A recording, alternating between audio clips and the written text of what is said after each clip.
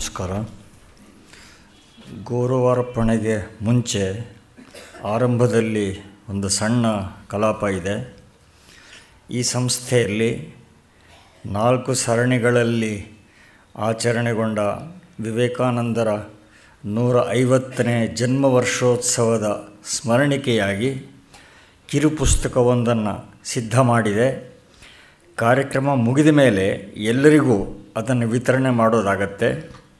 ಈಗ ಪೂಜ್ಯ ಸ್ವಾಮಿಗಳು ನವೋತ್ಥಾನದ ಪಥದರ್ಶಕ ವಿವೇಕಾನಂದ ಅನ್ನುವ ಈ ಕಿರುಪುಸ್ತಿಕೆಯನ್ನು ಲೋಕಾರ್ಪಣೆ ಮಾಡಬೇಕು ಅಂತ ಪ್ರಾರ್ಥನೆ ಮಾಡ್ತೇನೆ.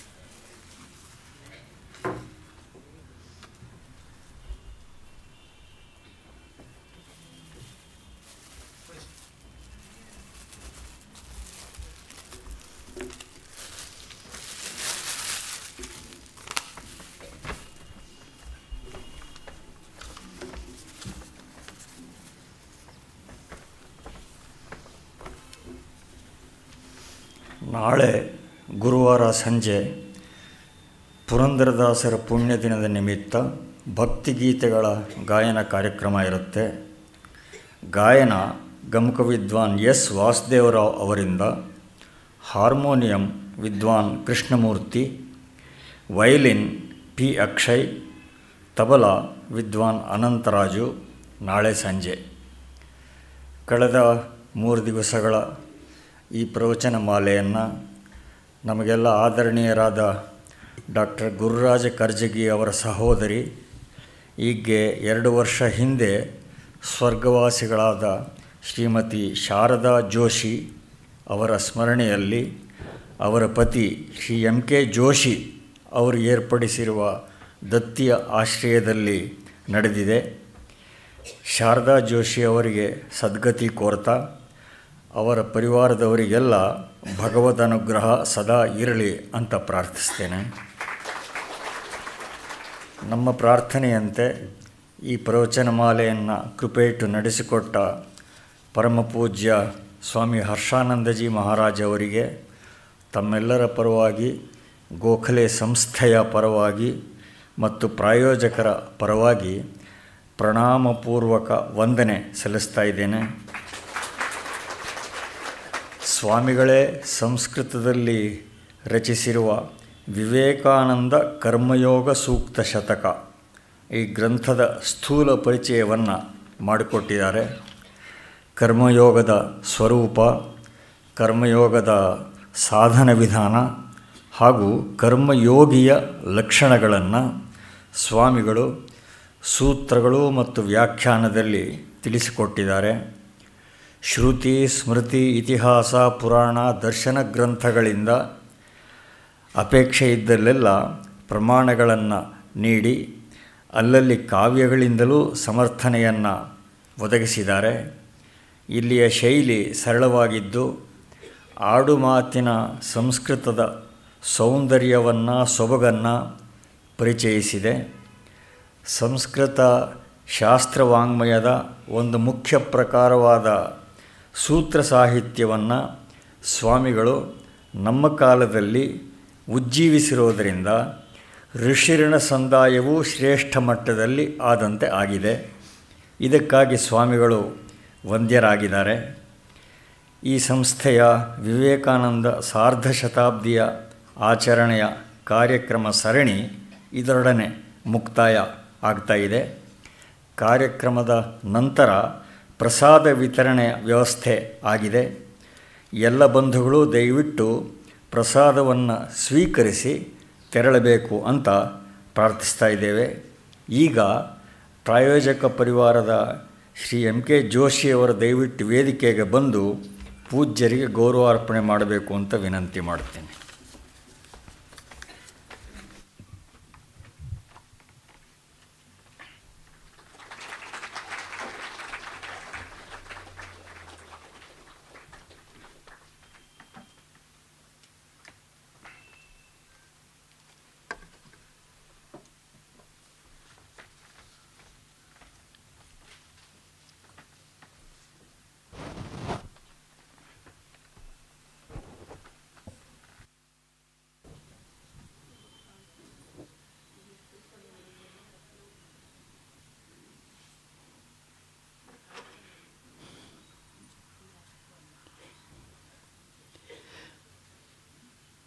ನಿನ್ನೆಯವರೆಗೆ ಕರ್ಮಯೋಗ ದರ್ಶನದ ವಿವಿಧ ಆಯಾಮಗಳನ್ನು ನಿಮ್ಮ ಮುಂದೆ ಇಟ್ಟಿದ್ದಾಯಿತು. ಕೊನೆಯಲ್ಲಿ ಸರ್ಕಸ್ಸಿನ ಆನೆ ಒಬ್ಬ ಹುಡುಗನನ್ನು ತುಳಿದು ಸಾಯಿಸಿದಂತಹ ಆಖ್ಯಾಯಿಕೆಯನ್ನು ಕೂಡ ಹೇಳಿದ್ದಾಯಿತು. ಅದರ ಅಭಿಪ್ರಾಯ ಎಷ್ಟರ ಮಟ್ಟಿಗೆ ನಮ್ಮ ಮನಸ್ಸಿನಲ್ಲಿ ಆಸಕ್ತಿ ಅಟ್ಯಾಚ್ಮೆಂಟ್ ಇರುತ್ತೋ ಅಷ್ಟರ ಮಟ್ಟಿಗೆ ದುಃಖ ಕೂಡ ಹೆಚ್ಚಾಗುತ್ತೆ. ಸುಮಾರು 2 ವರ್ಷಗಳ ಕೆಳಗೆ ನಮ್ಮ ಆಶ್ರಮದ ಭಕ್ತರು ಒಬ್ಬರು ಬಂದರು. ತುಂಬ ಇಳಿದು ಹೋಗಿದ್ದಾರೆ, ಮಾತನಾಡೋದಕ್ಕೂ ಕೂಡ ಶಕ್ತಿ ಇಲ್ಲ. ಏನಪ್ಪ ವಿಷಯ ಅಂತಂದರೆ, ಅವರ ಪತ್ನಿ ತೀರಿಕೊಂಡಿದ್ದರು. 6 ತಿಂಗಳಾದರೂ ಕೂಡ ಅವರು ಅದರಿಂದ ಆಚೆ ಬಂದಿಲ್ಲ. ಸಹಜವಾಗಿ ಆಘಾತವಾಗುತ್ತೆ ನಿಜ, ಆದರೆ ಅಷ್ಟು ದೂರ ಹೋಗಬಾರ್ದು. ಕೊನೆಗೆ ಆಶ್ರಮಕ್ಕೆ ಬಂದ ಮೇಲೆ 4-6 ಸಲ ನಮ್ಮ ಜೊತೆಗೆ ಕುಳಿತು ಮಾತುಕತೆ ಆಡಿ ಸಮಾಧಾನ ಮಾಡಿದ ಮೇಲೆ ಇವತ್ತು ಆನಂದವಾಗಿದ್ದಾರೆ. ಯಾತಕ್ಕೋಸ್ಕರ ಇದನ್ನು ಹೇಳ್ತಾ ಇದ್ದೀನಿ ಅಂತಂದರೆ, ಎಲ್ಲರ ಜೀವನದಲ್ಲೂ ಕೂಡ ಈ ತರಹ ಘಟನೆಗಳು ನಡೆಯೋದುಂಟು. ಆದರೆ ಆ ಘಟನೆ ನಡೆಯೋದಕ್ಕೆ ಮುಂಚೆನೇ ಮನಸ್ಸನ್ನು ಗಟ್ಟಿ ಮಾಡ್ಕೋಬೇಕು. To be forewarned is to be forearmed ಅಂತ ಹೇಳಿಬಿಟ್ಟು ತ್ಯಾಗೀಶಾಂಜಿಯವರು ನಮಗೆ ಹೇಳೋರು. ಅದು ಕೇವಲ ಆಧ್ಯಾತ್ಮಿಕ ಜೀವನದಿಂದ ಮಾತ್ರ ಸಾಧ್ಯ. ಭಗವಂತನಲ್ಲಿ ನಾವು ನಂಬಿಕೆ ಶ್ರದ್ಧೆ ಇಟ್ಕೊಂಡಿದ್ದರೆ, ಆಧ್ಯಾತ್ಮಿಕ ಪ್ರವೃತ್ತಿಯನ್ನು ಬೆಳೆಸ್ಕೊಂಡಿದ್ದರೆ, ಜೀವನದಲ್ಲಿ ಕಷ್ಟಗಳು ಬಂದಾಗ ಎದುರಿಸ್ಬೋದು ಧೈರ್ಯವಾಗಿ. ಅಂತಹ ಒಂದು ಪ್ರಯತ್ನ ಶಾಸ್ತ್ರಗಳ ಅಭ್ಯಾಸ. ಆದ್ದರಿಂದ ನಮ್ಮ ಹಿಂದಿನವರು ಶಾಸ್ತ್ರಗಳನ್ನು ವಿಶೇಷವಾಗಿ ಗುರುಮುಖವಾಗಿ ಅಧ್ಯಯನ ಮಾಡಬೇಕು. ಅಧ್ಯಯನ ಮಾಡಿದ ಮೇಲೆ ಅದನ್ನು ಕುರಿತು ಚಿಂತನೆ ಮಾಡಬೇಕು. ಚಿಂತನೆ ಮಾಡಿದ ಮೇಲೆ ಅದನ್ನು ಆದಷ್ಟು ಮಟ್ಟಿಗೆ ಕಾರ್ಯಗತ ಮಾಡಬೇಕು ಅಂತ ಹೇಳೋರು. ನೀವೆಲ್ಲ ಕಲ್ಯಾಣ್ ಮ್ಯಾಗಝೀನ್ ಹೆಸರು ಕೇಳಿರ್ಬೋದು. ಗೋರಖ್ಪುರ್ನವ್ರು ತರ್ತಾ ಇದ್ದಾರೆ, ಗೀತಾ ಪ್ರೆಸ್. ಪ್ರತಿ ಮ್ಯಾಗಝೈನಲ್ಲೂ ಕೂಡ, ಪ್ರತಿ ತಿಂಗಳಿನ ಮ್ಯಾಗಝೈನಲ್ಲಿ ಕೊನೆಯಲ್ಲಿ ಒಂದು ಭಾಗ ಇದೆ, ಪಡೋ ಸಮझो और करो. ತುಂಬ ಅದ್ಭುತವಾಗಿರ್ತಕ್ಕಂತಹ ದೈನಂದಿನ ಜೀವನದ ಘಟನೆಗಳನ್ನು ಕೊಡ್ತಾರೆ. ಅದನ್ನು ಓದಿದ್ರೆ ನಮಗೆ ಸ್ಫೂರ್ತಿ ಬರುತ್ತೆ. ಅನಂತರ ಅಲ್ಲಿ ಕೊಟ್ಟಿರ್ತಕ್ಕಂತಹ ನಿಯಮಗಳನ್ನು ಆಚರಿಸಲು ಪ್ರಯತ್ನ ಪಟ್ಟಾಗ ನಿಜವಾಗಿಯೂ ಜೀವನದ ಸಮಸ್ಯೆಗಳನ್ನು ಎದುರಿಸಬಹುದು. ಈಗ ಕರ್ಮಯೋಗ ಸಾಕ್ಷಾತ್ ಮೋಕ್ಷೋಪಾಯ ಅನ್ನೋದನ್ನು ಅನೇಕ ವಿಧದಲ್ಲಿ ಸಾಧಿಸಿದ್ದಾಯಿತು. ಈಗ ಈ ಕರ್ಮಯೋಗದ ಸಾಧನೆಯನ್ನು ಯಾವ ರೀತಿ ಮಾಡಬೇಕು, ಬಹುಮಟ್ಟಿಗೆ ಅದ್ವೈತ ವೇದಾಂತದ ಮಾರ್ಗವನ್ನೇ ಅನುಸರಿಸಿ ನಿಷ್ಕಾಮ ಕರ್ಮಯೋಗದ ಅಭ್ಯಾಸವನ್ನು ಕೂಡ ಮಾಡಬಹುದು ಅನ್ನೋದನ್ನು ಇಲ್ಲಿಂದ ಬರ್ತಕ್ಕಂಥ ಸೂತ್ರಗಳಲ್ಲಿ ತೋರಿಸಿದೆ. ಮೊಟ್ಟ ಮೊದಲನೇದಾಗಿ, ಗುರುವಿನ ಸಹಾಯ ಇಲ್ಲದೆ ಹೋದರೆ ಆಧ್ಯಾತ್ಮಿಕ ಸಾಧನೆ ಸಾಧ್ಯವಿಲ್ಲ. ಗುರೋರ್ವಿನಾ ಯಾ ಕಾಚಿದಪಿ ವಿದ್ಯಾ ಪ್ರಾಪ್ತು ನ ಶಕ್ಯ. ಅನ್ನಪಾಕಾದಿ ಸಾಮಾನ್ಯ ಕರ್ಮಾಪಿ ಲೋಕೆ ತತ್ಕರಣ ಪ್ರಕಾರ ಜ್ಞಾನಂ ಅಪೇಕ್ಷತೆ ಏವ. ಜ್ಞಾನಂತೂ ಪ್ರೇಕ್ಷಾವತ್ ಪುರುಷಾದ್ ಏವ ಲಭ್ಯತೆ ನ ಕಾಪಿ ಕಾಷ್ಠಾದಿ ಅಚೇತನ ವಸ್ತುನಃ. ಏವಂ ಸತಿ ಕರ್ಮಯೋಗಂ ಅನುಶಿಶೀರ್ಷು ಮುಮುಕ್ಷುರಪಿ ಯೋಗ್ಯಂ ಕಂಚಿತ್ ಗುರುಂ ಪ್ರಾಪ್ನುಯಾದಿತಿ ಕಿಮು ವಕ್ತವ್ಯಂ. ಈ ಪ್ರಪಂಚದಲ್ಲಿ ಅತ್ಯಂತ ಸಾಮಾನ್ಯವಾಗಿರ್ತಕ್ಕಂಥ ವಿದ್ಯೆ ಅಡುಗೆ ಮಾಡೋದು. ಅದನ್ನು ಕಲಿಬೇಕಾದರೂ ಕೂಡ ಒಬ್ಬ ಗುರುವಿನ ಸಹಾಯ ಬೇಕು. ತಮಾಷೆ ಕಥೆ ಒಂದಿದೆ. ಒಬ್ಬ ಕಳ್ಳ ಮೊಟ್ಟ ಮೊದಲನೇ ಸಲ ಕದ್ದ, ಸಿಕ್ಕಾಕೊಂಡ್ಬಿಟ್ಟ. ನಮಗೆ ಜಿ ಪಿ ರಾಜರತ್ನಂ ಹೇಳೋರು, ನೋಡಿದ್ಯಾ ಕಳ್ಳ ಸಿಕ್ಕಾಕೊಂಡ್ಬಿಟ್ಟ. ಆ ಸಿಕ್ಕಾಕೊಂಡ್ಬಿಟ್ಟು ಅನ್ನೋದು ಜೋರಾಗಿ ಹೇಳೋದು, ಕಳ್ಳ ಅನ್ನೋದು ಮೆತ್ತಿ ಹೇಳೋದು. ಅಂದರೆ ಸಿಕ್ಕಾಕೊಳ್ಳದೆ ಹೋದರೆ ಅವನು ಕಳ್ಳ ಅಲ್ಲ, ಸಿಕ್ಕಾಕೊಂಡಿದ್ರಿಂದ ಅವನು ಕಳ್ಳ ಅಂತ. ಸರಿ, ಜೈಲಿಗೆ ಹೋದ, 3 ತಿಂಗಳಾಯಿತು, ವಾಪಸ್ ಬಂದ. ಈ ಸುದ್ದಿ ಕಳ್ಳರ ಗುಂಪಿನಲ್ಲಿ ಹರಡ್ಬಿಡ್ತಂತೆ. ಆ ಕಳ್ಳರಿಗೊಬ್ಬ ಲೀಡರ್ ಇದ್ದಂತೆ, ಅವನು ಕರೆದಂತೆ, ಬಾರೋ ಇಲ್ಲಿ, ನೆಕ್ಸ್ಟ್ ಟೈಮ್ ನೀನು ಕದಿಯೋದಕ್ಕೆ ಹೋದಾಗ ನನ್ನ ಹತ್ರ ಬಾ, ನಾನು ಹೇಳ್ಕೊಡ್ತೀನಿ. ಸಿಕ್ಕಾಕೊಳ್ದೇ ಇರೋ ರೀತಿಯಲ್ಲಿ ಕಳ್ತನ ಮಾಡೋದು ಹೇಗೆ ಅನ್ನೋದು ಗುರುವಿನಿಂದ ಕಲಿಬೇಕು ಅಂತ. ತಮಾಷೆ ಕಥೆ, ಆದರೆ ಅದರ ಅರ್ಥವನ್ನು ನಾವು ಸುಲಭವಾಗಿ ಗ್ರಹಿಸಬಹುದು. ಹಾಗಿದ್ದ ಮೇಲೆ ಅಧ್ಯಾತ್ಮ ವಿದ್ಯೆಯನ್ನು ನಾವು ಅಭ್ಯಾಸ ಮಾಡಬೇಕಾದರೆ ಗುರುವಿನ ಸಹಾಯ ಬೇಕೇ ಬೇಕು. ಶ್ರೋತ್ರಿಯಂ ಬ್ರಹ್ಮನಿಷ್ಠಂ ಪ್ರಪದ್ಯೇತ. ಶ್ರೋತ್ರಿಯನೂ ಬ್ರಹ್ಮನಿಷ್ಠನೂ ಆಗಿರ್ತಕ್ಕಂತಹ ಒಬ್ಬ ಗುರುವನ್ನು ನಾವು ಬಳಿ ಸಾರಬೇಕು. ಮುಂಡಕೋಪನಿಷತ್ನಲ್ಲಿ ಇದೇ ಪದಗಳನ್ನು ಪ್ರಯೋಗಿಸಿದೆ. ತದ್ವಿಜ್ಞಾನಾರ್ಥಂ ಸ ಗುರುಮೇವಾಭಿಗಚ್ಚೇತ್ ಸಮಿತ್ಪಾಣಿ ಶ್ರೋತ್ರಿಯಂ ಬ್ರಹ್ಮನಿಷ್ಠಂ. ಆ ಬ್ರಹ್ಮವಸ್ತುವನ್ನು ತಿಳ್ಕೋಬೇಕಾದರೆ ಸಮಿತ್ಪಾಣಿಯಾಗಿ, ಅಂದರೆ ಯಜ್ಞಯಾಗಾದಿಗಳಿಗೆ ಉಪಯುಕ್ತವಾಗತಕ್ಕಂತಹ ಸೌದೆ, ಅದನ್ನು ತೆಗೆದುಕೊಂಡು ಗುರುವನ್ನು ಬಳಿ ಸಾರಬೇಕು. ಎಂಥ ಗುರು? ಬ್ರಹ್ಮನಿಷ್ಠನೂ ಆಗಬೇಕು, ಶ್ರೋತ್ರಿಯನೂ ಆಗಬೇಕು.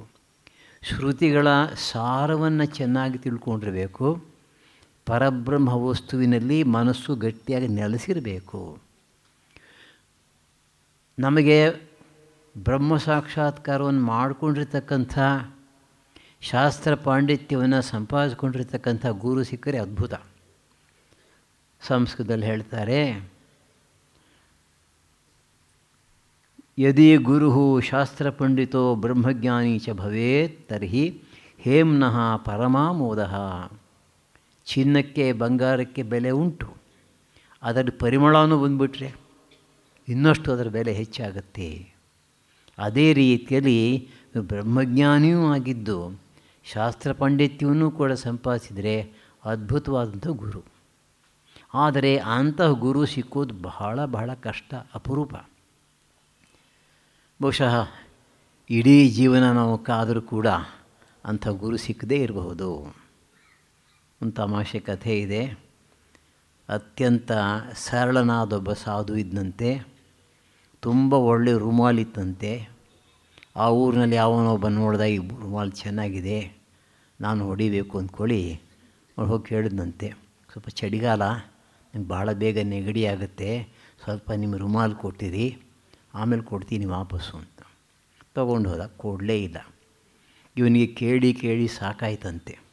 ಎಷ್ಟಾದರೂ ಸಾಧು, ಆಮೇಲೆ ಬೇಕಾದರೂ ಶಾಸ್ತ್ರಗಳನ್ನು ಓದಿದ್ದಾನೆ.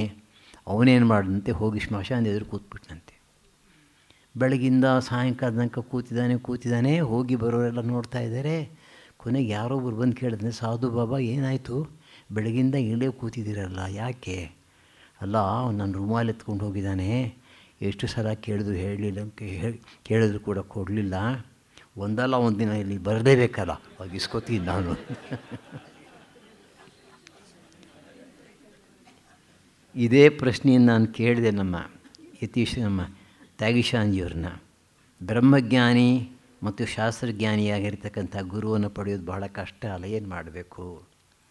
ಅವರು ಸೊಗಸಾದ ದೃಷ್ಟಾಂತ ಕೊಟ್ಟರು. ನೋಡಪ್ಪ, SSLCಲಿ ಓದ್ತಾ ಇರತಕ್ಕಂಥ ಒಬ್ಬ ವಿದ್ಯಾರ್ಥಿ 3ನೇ ಕ್ಲಾಸು 4ನೇ ಕ್ಲಾಸಲ್ಲಿ ಓದ್ತಾ ಇರತಕ್ಕಂಥ ವಿದ್ಯಾರ್ಥಿಗೆ ಪಾಠ ಹೇಳಿಕೊಡಬಹುದು. ಹಾಗೇ ಅಧ್ಯಾತ್ಮ ವಿದ್ಯೆಯಲ್ಲಿ, ಸಾಧನೆಯಲ್ಲಿ ತುಂಬ ಮುಂದುವರೆದಿರ್ತಕ್ಕಂಥ ವ್ಯಕ್ತಿಗಳು ಪ್ರಾರಂಭಿಕ ಹಂತದಲ್ಲಿರ್ತಕ್ಕಂತಹ ಸಾಧಕರಿಗೆ ದಾರಿ ತೋರಿಸಬಹುದು. ಆಯಿತು, ಶ್ರೋತ್ರಿಯ ಬ್ರಹ್ಮನಿಷ್ಠ, ಶ್ರುತಿಗಳ ಸಾರವನ್ನು ತಿಳ್ಕೊಂಡಿದ್ದಾನೆ, ಪರಬ್ರಹ್ಮವನ್ನು ಕುರಿತು ಸದಾ ಚಿಂತಿಸ್ತಾ ಇರ್ತಾನೆ. The mind is establish in God consciousness. ಅಂಥವನನ್ನು ಬಳಿ ಸಾರಬೇಕು. ಯಾವ ರೀತಿ ಬಳಿ ಸಾರಬೇಕು? ತದುಪಯುಕ್ತಂ ನಯೇತ್ ಶ್ರದ್ಧೆಯ ಭಕ್ತ್ಯಾ ಚ. ತಸ್ಯ ಗುರೋಃ ಉಪಯುಕ್ತಂ ಪ್ರಿಯಂಚ ಫಲದಧಿಘೃತಧನ ಪುಸ್ತಕಾದಿ ವಸ್ತು ಜಾತಂ ನಯೇತ್ ವಹೇದ್ ಯಚ್ಛೇಚ್ಛ. ಪರಮಹಂಸ ಹೇಳ್ತಾ ಇದ್ದರು, ದೇವಸ್ಥಾನಕ್ಕೆ ಹೋಗಬೇಕಾದ್ರೆ, ಸಾಧು ಸಂತರನ್ನ ಕಾಣಬೇಕಾದ್ರೆ ಬರೀ ಕೈಯಲ್ಲಿ ಹೋಗಬಾರ್ದು, ಏನಾದರೂ ತೊಗೊಂಡು ಹೋಗಬೇಕು. ನನಗೆ ಜ್ಞಾಪಕ ಇದ್ದ ಹಾಗೆ ಸುಮಾರು 60 ವರ್ಷದ ಕೆಳಗೆ ನಾನು ವಿದ್ಯಾರ್ಥಿಯಾಗಿದ್ದಾಗ ಯಾರೋ ಒಬ್ಬರು ಹಿರಿಯ ಆಫೀಸರ್ನ ನೋಡಲಿಕ್ಕೆ ಜನ ಬರೋರು. ಅನೇಕ ನಿಂಬೆಹಣ್ಣು ತರೋರು. ಯಾತಕ್ಕೆ ಅಂತ ಕೇಳಿದೆ.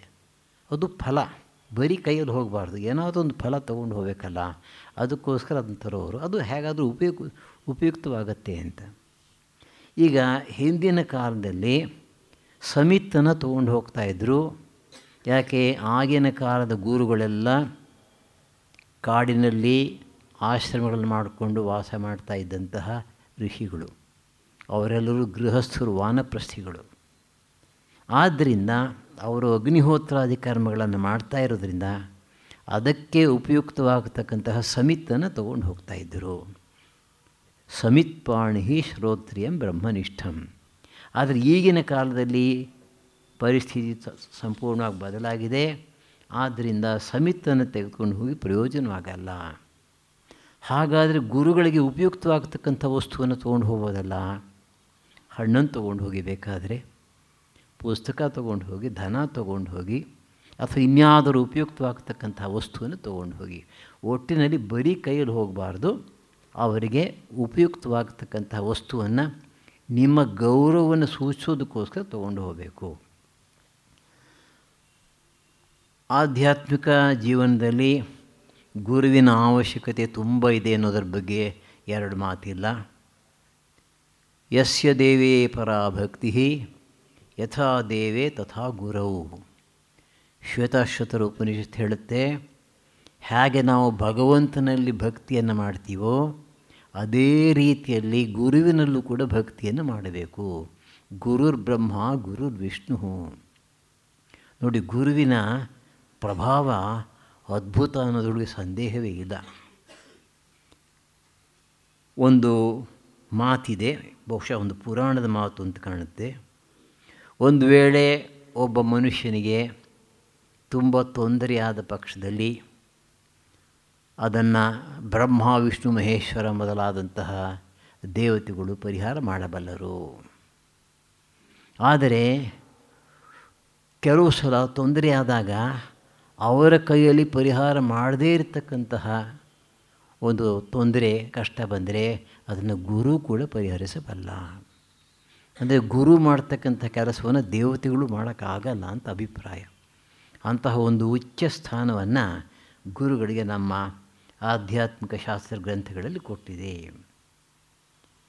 ನನಗೆ ತಿಳಿದ ಹಾಗೆ ನಮ್ಮ ಮಠದ ಒಬ್ಬ ಸೀನಿಯರ್ ಸ್ವಾಮಿಗಳು ಪಾಪ ಅವರ ಆಧ್ಯಾತ್ಮಿಕ ಜೀವನದಲ್ಲಿ ಕೆಲವು ವರ್ಷಗಳಿಂದ ಒಂದು ವಿಶೇಷ ಅಡ್ಡಿಯನ್ನು, ಆತಂಕವನ್ನು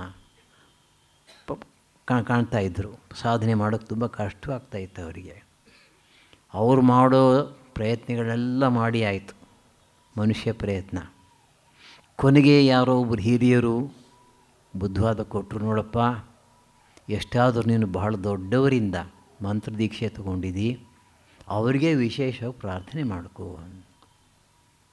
ಅವರೇನು ಮಾಡಿದಂತೆ, ತಮ್ಮ ಗುರುಗಳ ಹೆಸರನ್ನು ಮಂತ್ರವಾಗಿ ಭಾವಿಸಿಕೊಂಡು ಅವರ ಹೆಸರನ್ನೇ 1,00,000 ಜಪ ಮಾಡಿದ್ದಾರೆ.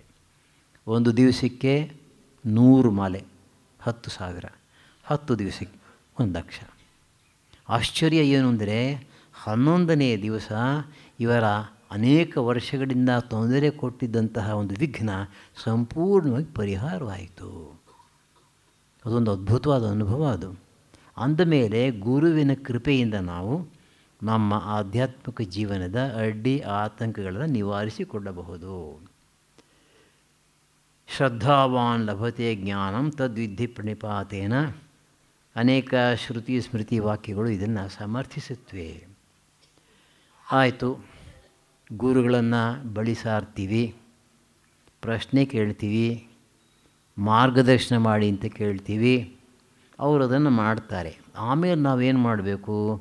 ತದುಪದಿಷ್ಟಂ ನಿತ್ಯಂ ಆಚರೇತ್.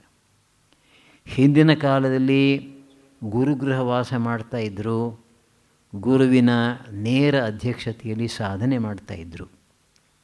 ಆದರೆ ಈಗಿನ ಕಾಲದಲ್ಲಿ ಅದು ಸಾಧ್ಯವಿಲ್ಲ, ಪ್ರಚಲಿತವಾಗಿಯೂ ಕೂಡ ಇಲ್ಲ. ಮತ್ತು ಸಾಮಾನ್ಯವಾಗಿ ಗುರುಗಳನ್ನು ಬಳಿ ಸಾರಿ ಉಪದೇಶ ತೆಗೆದುಕೊಳ್ತಕ್ಕಂಥವರು ಹೆಚ್ಚಾಗಿ ಗೃಹಸ್ಥ ಭಕ್ತರು. ಆದ್ದರಿಂದ ಅವರೇನು ಮಾಡಬೇಕು, ಯಾವುದನ್ನು ಗುರುಗಳು ಉಪದೇಶ ಮಾಡಿದಾರೋ ಅದನ್ನು ಪ್ರತಿದಿನ ಸರಿಯಾದ ರೀತಿಯಲ್ಲಿ ಶ್ರದ್ಧೆಯಿಂದ ಆಚರಿಸಬೇಕು. ಅಂದರೆ ಕರ್ಮಯೋಗಕ್ಕೆ ಸಂಬಂಧಪಟ್ಟಂತೆ ಆಗಬಹುದು, ಬೇರೆ ಯೋಗಗಳಿಗೆ ಸಂಬಂಧಪಟ್ಟ ಉಪದೇಶ ಬೇಕಾದರೂ ಆಗಬಹುದು. ನಮ್ಮ ರಾಮಕೃಷ್ಣ ಮಠದಲ್ಲಿ ಮಂತ್ರದೀಕ್ಷೆಯ ಒಂದು ಸಂಪ್ರದಾಯ ಇದೆ. ಯಾರಾದರೂ ಮಂತ್ರದೀಕ್ಷೆ ಬೇಕು ಅಂತಂದರೆ ನಾವು ಅದರ ಹೆಸರನ್ನು ರಿಜಿಸ್ಟರ್ ಮಾಡ್ಕೋತೀವಿ. ನಮ್ಮ ಮಠದಲ್ಲಿ ಸಂಪ್ರದಾಯ ಪ್ರೆಸಿಡೆಂಟ್ ಅಥವಾ ವೈಸ್ ಪ್ರೆಸಿಡೆಂಟ್ ಅವರು ಮಾತ್ರ ಮಂತ್ರದೀಕ್ಷೆ ಕೊಡೋದು, ಹಿರಿಯರು ಎಲ್ಲ ರೀತಿಯಲ್ಲೂ ಕೂಡ.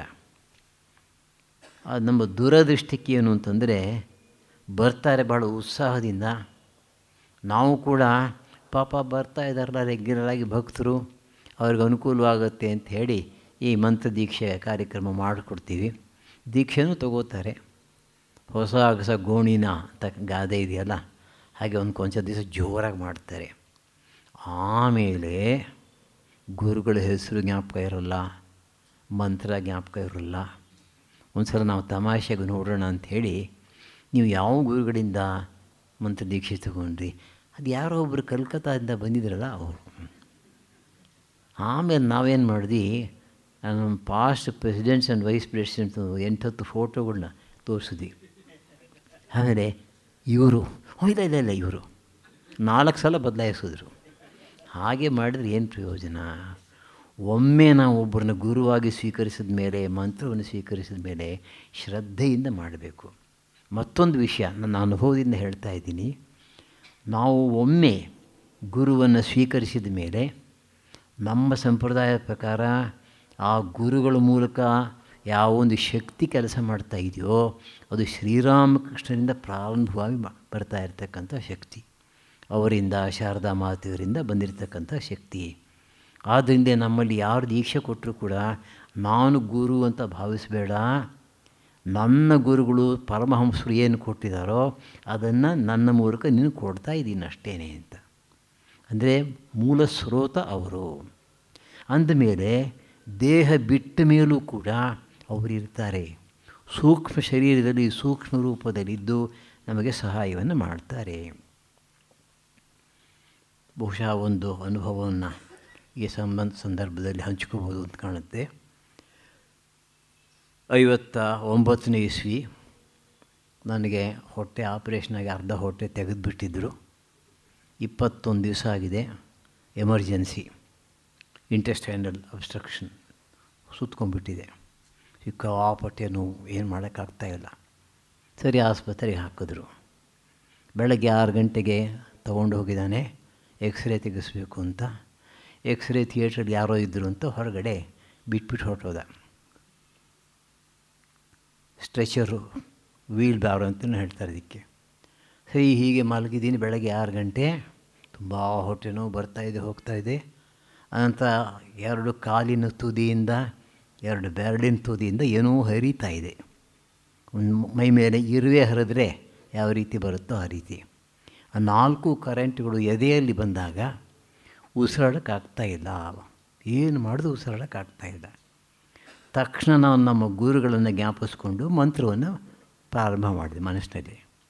ಅಂದ್ಕೊಂಡೆ ಕಾಲ ಮುಗೀತು ಅಂತ. ನೋಡಿ ಆಶ್ಚರ್ಯ, ಬೆಳಗ್ಗೆ 6 ಗಂಟೆಗೆ ಪೂರ್ತ ಬೆಳಕಿರ್ತಕ್ಕಂಥ ಸಮಯದಲ್ಲಿ ಸುಮಾರು ಇಷ್ಟು ಎತ್ತರದಲ್ಲಿ ನಮ್ಮ ಗುರುಗಳು ಸ್ವಾಮಿ ಬಿರಿಜಾನಂದರು ಕಾಣಿಸ್ಕೊಂಡ್ರು.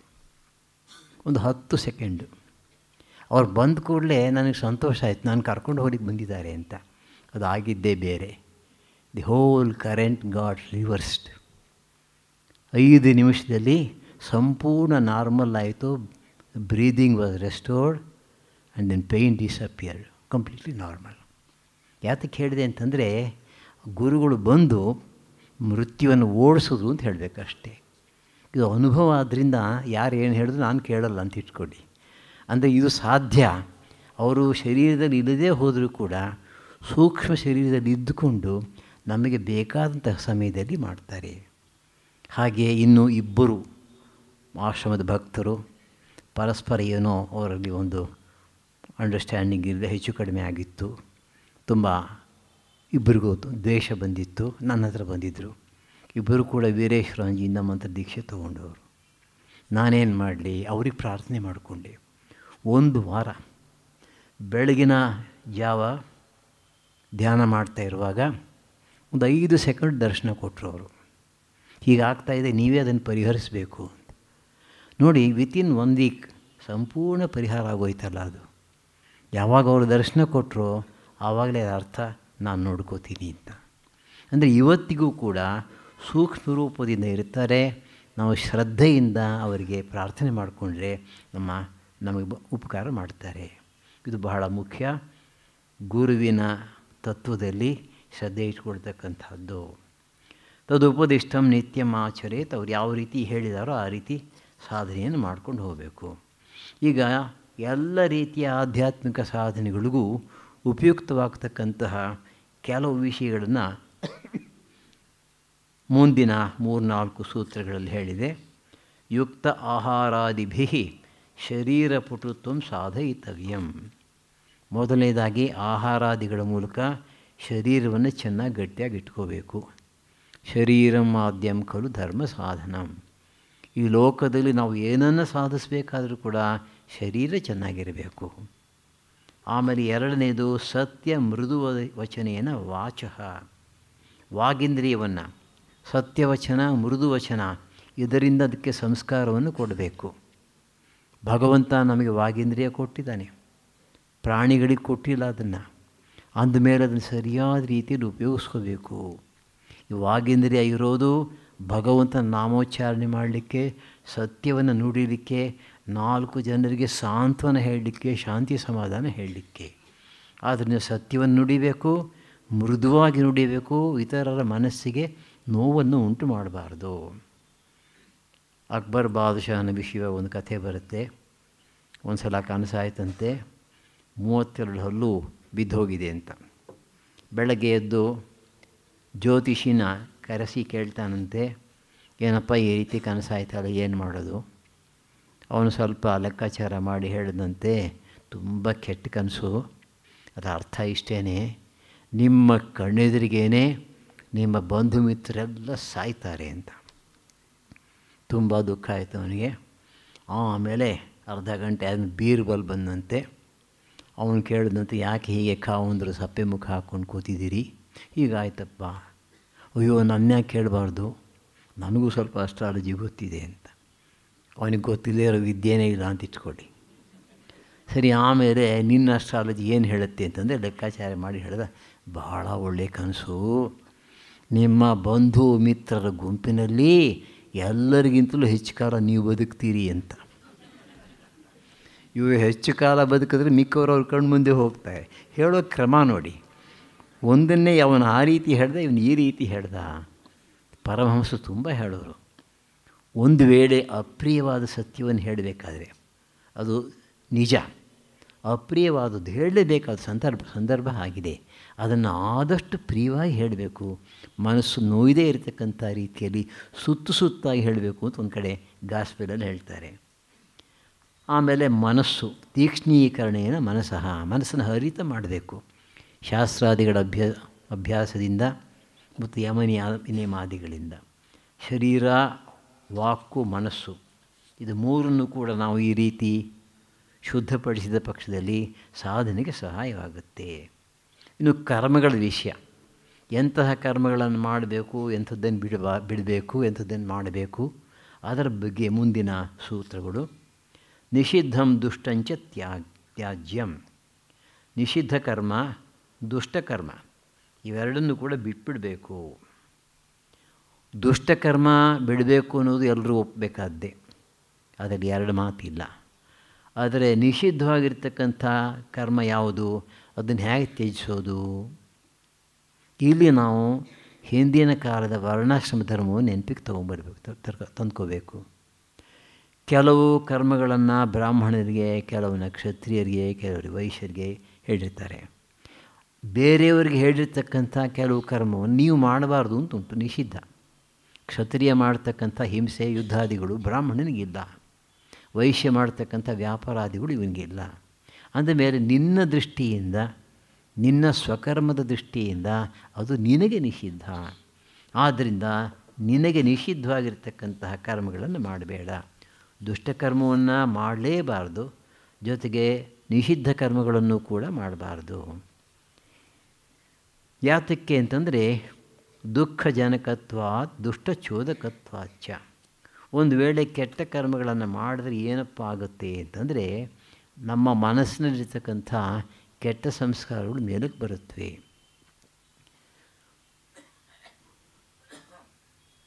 ಏಕೇನ ದುಷ್ಟೇನ ಕೃತಂ ಬೀಭತ್ಸಂ ನಿಷಿದ್ಧಂ ದುಷ್ಟಂಚ ಕರ್ಮ ಅಪರಂ ದುಷ್ಟಂ ಸದೃಶಕರ್ಮಣಿ ಚೋದಯಿಷ್ಯತಿ ಇತಿ ಸೂತ್ರಾಭಿಪ್ರಾಯ. ಸ್ವಾಮೀಜಿ ಒಂದು ಕಡೆ ಹೇಳ್ತಾರೆ, ಒಂದು ಜಾಗದಲ್ಲಿ 10 ಜನ ಕುಳಿತಿದ್ದಾರೆ, 9 ಜನ ಒಳ್ಳೆಯವರು, 10ನೇ ದುಷ್ಟ. ಆದರೆ ಈ 9 ಜನರ ಜೊತೆಯಲ್ಲಿದ್ದಾಗ ಆ ದುಷ್ಟನ ಮನಸ್ಸಿನಲ್ಲಿ ಆ ದುಷ್ಟ ಸಂಸ್ಕಾರಗಳು ಮೇಲಕ್ಕೆ ಬರೋಲ್ವಂತೆ, ಸ್ವಲ್ಪ ಕಾಲ ಕಡಿಮೆ ಆಗಿರುತ್ತೆ. ನಾನು ಮೈಸೂರಿನಲ್ಲಿದ್ದಾಗ ನಮ್ಮ B.Ed ಕಾಲೇಜಲ್ಲಿ ಮೊದಲನೇ ಬ್ಯಾಚಲ್ಲಿ ಒಬ್ಬ ಹುಡುಗ ಇದ್ದ. ಗಲಾಟೆ ಅಂದರೆ ಗಲಾಟೆ, ಇಡೀ ವರ್ಷ ಅವನು ಕಂಟ್ರೋಲ್ ಮಾಡೋದೇ ಸಾಕಾಯ್ತು ನಮಗೆ. ರೆಸಿಡೆನ್ಷಿಯಲ್ ಕೋರ್ಸು ಮತ್ತು ಅವನ ಅಕಾಡೆಮಿಕ್ ಲೈಫ್ ನಮ್ಮ ಕೈಲಿದ್ದರಿಂದ ಹಾಗೂ ಹೀಗೂ ಕಂಟ್ರೋಲ್ ಮಾಡಿದ್ವಿ. ಕೊನೆಗೆ ಮುಗೀತು, ಪರೀಕ್ಷೆ ಮುಗೀತು, ಮನೆಗೆ ಹೋಗಬೇಕು. ಆಗ ನಿಮ್ಮನ್ನೊಂದು 5 ನಿಮಿಷ ನೋಡಬೇಕು ಅಂತಂದ. ಬಾಪ್ಪ ಅಂತಂದೆ. ಅವನು ಹೇಳ್ದ, ನಾನು ಬೇರೆ ಯಾವುದೋ ಊರಿಗೆ ಕಾಲೇಜಲ್ಲಿ ಸೇರಬೇಕು ಅಂತ ಹೋಗ್ತಿದ್ದೆ B.Edಗೆ. ಜೋಬ್ನಷ್ಟು ಡೊನೇಷನ್ ಹಾಕ್ಕೊಂಡು ಯಾರೋ ಹೇಳಿದ್ರು ರಾಮಕೃಷ್ಣ ಮಿಷನ್ ಶುರು ಮಾಡಿದ್ದಾರೆ ಈ ವರ್ಷ, ನೀನೇ ಹೋಗಿ ಸೇರ್ಕೋ ಅಲ್ಲಿ ಅಂತ. ಬಂದು ನೋಡಿದೆ, ನನಗೆ ತುಂಬ ಇಷ್ಟ ಆಯಿತು, ಸೇರ್ಕೊಂಡ್ಬಿಟ್ಟೆ. ಅದು ನನ್ನ ಜಾಯಮಾನ ಏನು ಅಂದರೆ, ನಾನು ಹಿಂದೆ ಕಾಲೇಜುಗಳಲ್ಲಿ BSc ಮಾಡಿದ್ಮೇಲೆ ಬಂದಿದ್ದ. ಎಲ್ಲ ಕಡೆಯೂ ಕೂಡ ಗಲಾಟೆ ಮಾಡಿದ್ದೆ. ಮ್ಯಾನೇಜ್ಮೆಂಟ್ಗೆ, ಸ್ಟಾಫ್ಗೆ ಎಲ್ಲರಿಗೂ ತೊಂದರೆ ಕೊಟ್ಟಿದ್ದೆ. ಇಲ್ಲೂ ಕೂಡ ತೊಂದರೆ ಕೊಟ್ಟು ಪ್ರಯತ್ನ ಪಟ್ಟೆ, ಆದರೆ ಆಗಲಿಲ್ಲ. ಯಾಕೆ ಆಗಲಿಲ್ಲ ಅಂತ ಅವನು ಹೇಳ್ದ, ಪ್ರತಿ ದಿವಸ ಬೆಳಗ್ಗೆ ಅರ್ಧ ಗಂಟೆ, ಸಾಯಂಕಾಲ ಅರ್ಧ ಗಂಟೆ ದೇವಸ್ಥಾನದಲ್ಲಿ ಕೂಡಿಸ್ತೇವೆ, ಒಟ್ಟಾಗಿ ಪ್ರಾರ್ಥನೆ ಮಾಡ್ತೇವೆ, ಒಟ್ಟಾಗಿ ಜಪ ಮಾಡ್ತೇವೆ. ಅವನು ಹೇಳ್ದ, ಸ್ವಾಮೀಜಿ ನಿಮ್ಮ ದೇವಸ್ಥಾನದಲ್ಲಿ ಏನೋ ಒಂದು ಅದ್ಭುತವಾದಂಥ ಶಕ್ತಿ ಕೆಲಸ ಮಾಡ್ತಾಯಿದೆ. ನಾನು ಅಲ್ಲಿ ಅರ್ಧ ಗಂಟೆ ಕೂತಿದ್ದಾಗ ಮನಸ್ಸಿನಲ್ಲಿ ಕೆಟ್ಟ ಭಾವನೆ ಬರ್ತಾನೇ ಇರಲಿಲ್ಲ. ಈಗ ನನ್ನ ಮನಸ್ಸಿನಲ್ಲಿ ಪರಿವರ್ತನೆ ಆಗಿದೆ, ನನಗೆ ಧ್ಯಾನ ಮಾಡೋದನ್ನು ಹೇಳ್ಕೊಡಿ ಅಂತ ಹೇಳ್ದ. ತುಂಬ ಸಂತೋಷ ಆಯಿತು ನನಗೆ. ಯಾಕೆಂದರೆ ನಾವು ಯಾವ ಒಂದು ಉದ್ದೇಶದಿಂದ ಅದನ್ನು ಪ್ರಾರಂಭ ಮಾಡಿದ್ದೋ ಅದು ಸಫಲವಾಗಿದೆ ಅಂತ. ಅಂದರೆ ಆ ಒಂದು ಪರಿಸರದಲ್ಲಿ ಕೆಟ್ಟ ಸಂಸ್ಕಾರಗಳು ಕಡಿಮೆಯಾಗಿ ಒಳ್ಳೆಯ ಸಂಸ್ಕಾರಗಳು ಮೇಲಕ್ಕೆ ಬರುತ್ತವೆ. ಇಷ್ಟೇ ಅಲ್ಲ, ಕಾಮ್ಯಂ ತ್ಯಕ್ತವ್ಯಂ. ದುಷ್ಟಕರ್ಮ ಬಿಡಬೇಕು, ಒಪ್ಪೋಣ. ನಿಷಿದ್ಧ ಕರ್ಮವನ್ನು ಬಿಡಬೇಕು, ಒಪ್ಪೋಣ. ಕಾಮ್ಯಕರ್ಮವನ್ನು ಯಾಕೆ ಬಿಡಬೇಕು? ಕಾಮ್ಯಕರ್ಮವನ್ನು ಶಾಸ್ತ್ರಗಳಲ್ಲಿ ಹೇಳಿದೆಯಲ್ಲ, ನಮ್ಮ ಗುರು ಹಿರಿಯರು ಅದನ್ನು ಸ್ಯಾಂಕ್ಷನ್ ಮಾಡಿದಾರಲ್ಲ. ನೋಡಿ, ಮನುಷ್ಯನ ಪ್ರವೃತ್ತಿ ಹೇಗೆ ಅಂತಂದರೆ, ಅವನಿಗೆ ಯಾವುದೋ ಒಂದು ವಸ್ತು ಬೇಕಾಗಿದೆ, ಅದನ್ನು ಪಡೀಲಿಕ್ಕೆ ಪ್ರಯತ್ನ ಪಡ್ತಾನೆ. ಮನುಷ್ಯ ಪ್ರಯತ್ನದಿಂದ ಅದನ್ನು ಪಡೀಲಿಕ್ಕೆ ಆಗದೆ ಹೋದರೆ ಏನು ಮಾಡ್ತಾನೆ? ಕೆಟ್ಟ ದಾರಿಗೆ ಹೋಗ್ತಾನೆ. ಅವನು ಅಧರ್ಮ ಮಾರ್ಗದಿಂದ ಅದನ್ನು ಸಂಪಾದಿಸಲಿಕ್ಕೆ ಪ್ರಯತ್ನ ಪಡ್ತಾನೆ. ಹಾಗಾಗಬಾರ್ದು ಅಂಥೇಳಿ ನಮ್ಮ ದೊಡ್ಡವರು ಋಷಿಮುನಿಗಳು ಕಾಮ್ಯಕರ್ಮಗಳನ್ನು ಕೊಟ್ಟರು. ನೋಡಪ್ಪ, ಮನುಷ್ಯ ಪ್ರಯತ್ನದಿಂದ ಆಗಲ್ಲ, ಒಪ್ಕೊಳ್ಳೋಣ. ಆದರೆ ದೈವಾನುಗ್ರಹಕ್ಕೆ ಯಾಕಾಗೋಲ್ಲ? ಆದ್ದರಿಂದ ಭಗವಂತನಲ್ಲಿ ಅಪ್ಲಿಕೇಶನ್ ಹಾಕು, ಪ್ರಾರ್ಥನೆ ಮಾಡ್ಕೊ, ಇಂಥ ಕರ್ಮಗಳಿವೆ, ಇಂಥ ಜಪ ಇದೆ, ಅದರ ಮೂಲಕ ಮಾಡು. ಬಾಂಬೆನಲ್ಲಿ ನಮ್ಮ ಆಶ್ರಮದ ಭಕ್ತರು, ಚಿಕ್ಕ ವಯಸ್ಸಿನವ್ರು, ಮದುವೆಯಾಗಿ 10 ವರ್ಷ ಆಗಿದೆ, ಮಕ್ಕಳಾಗಿಲ್ಲ, ಬಂದು ನನ್ನ ಹತ್ರ ಗೋಳಾಡಿದ್ರು. ಆಮೇಲೆ ನಮಗೆ ಒಬ್ಬರು ಶೃಂಗೇರಿಯ ಪಂಡಿತರು ಗೊತ್ತಿದ್ದರು.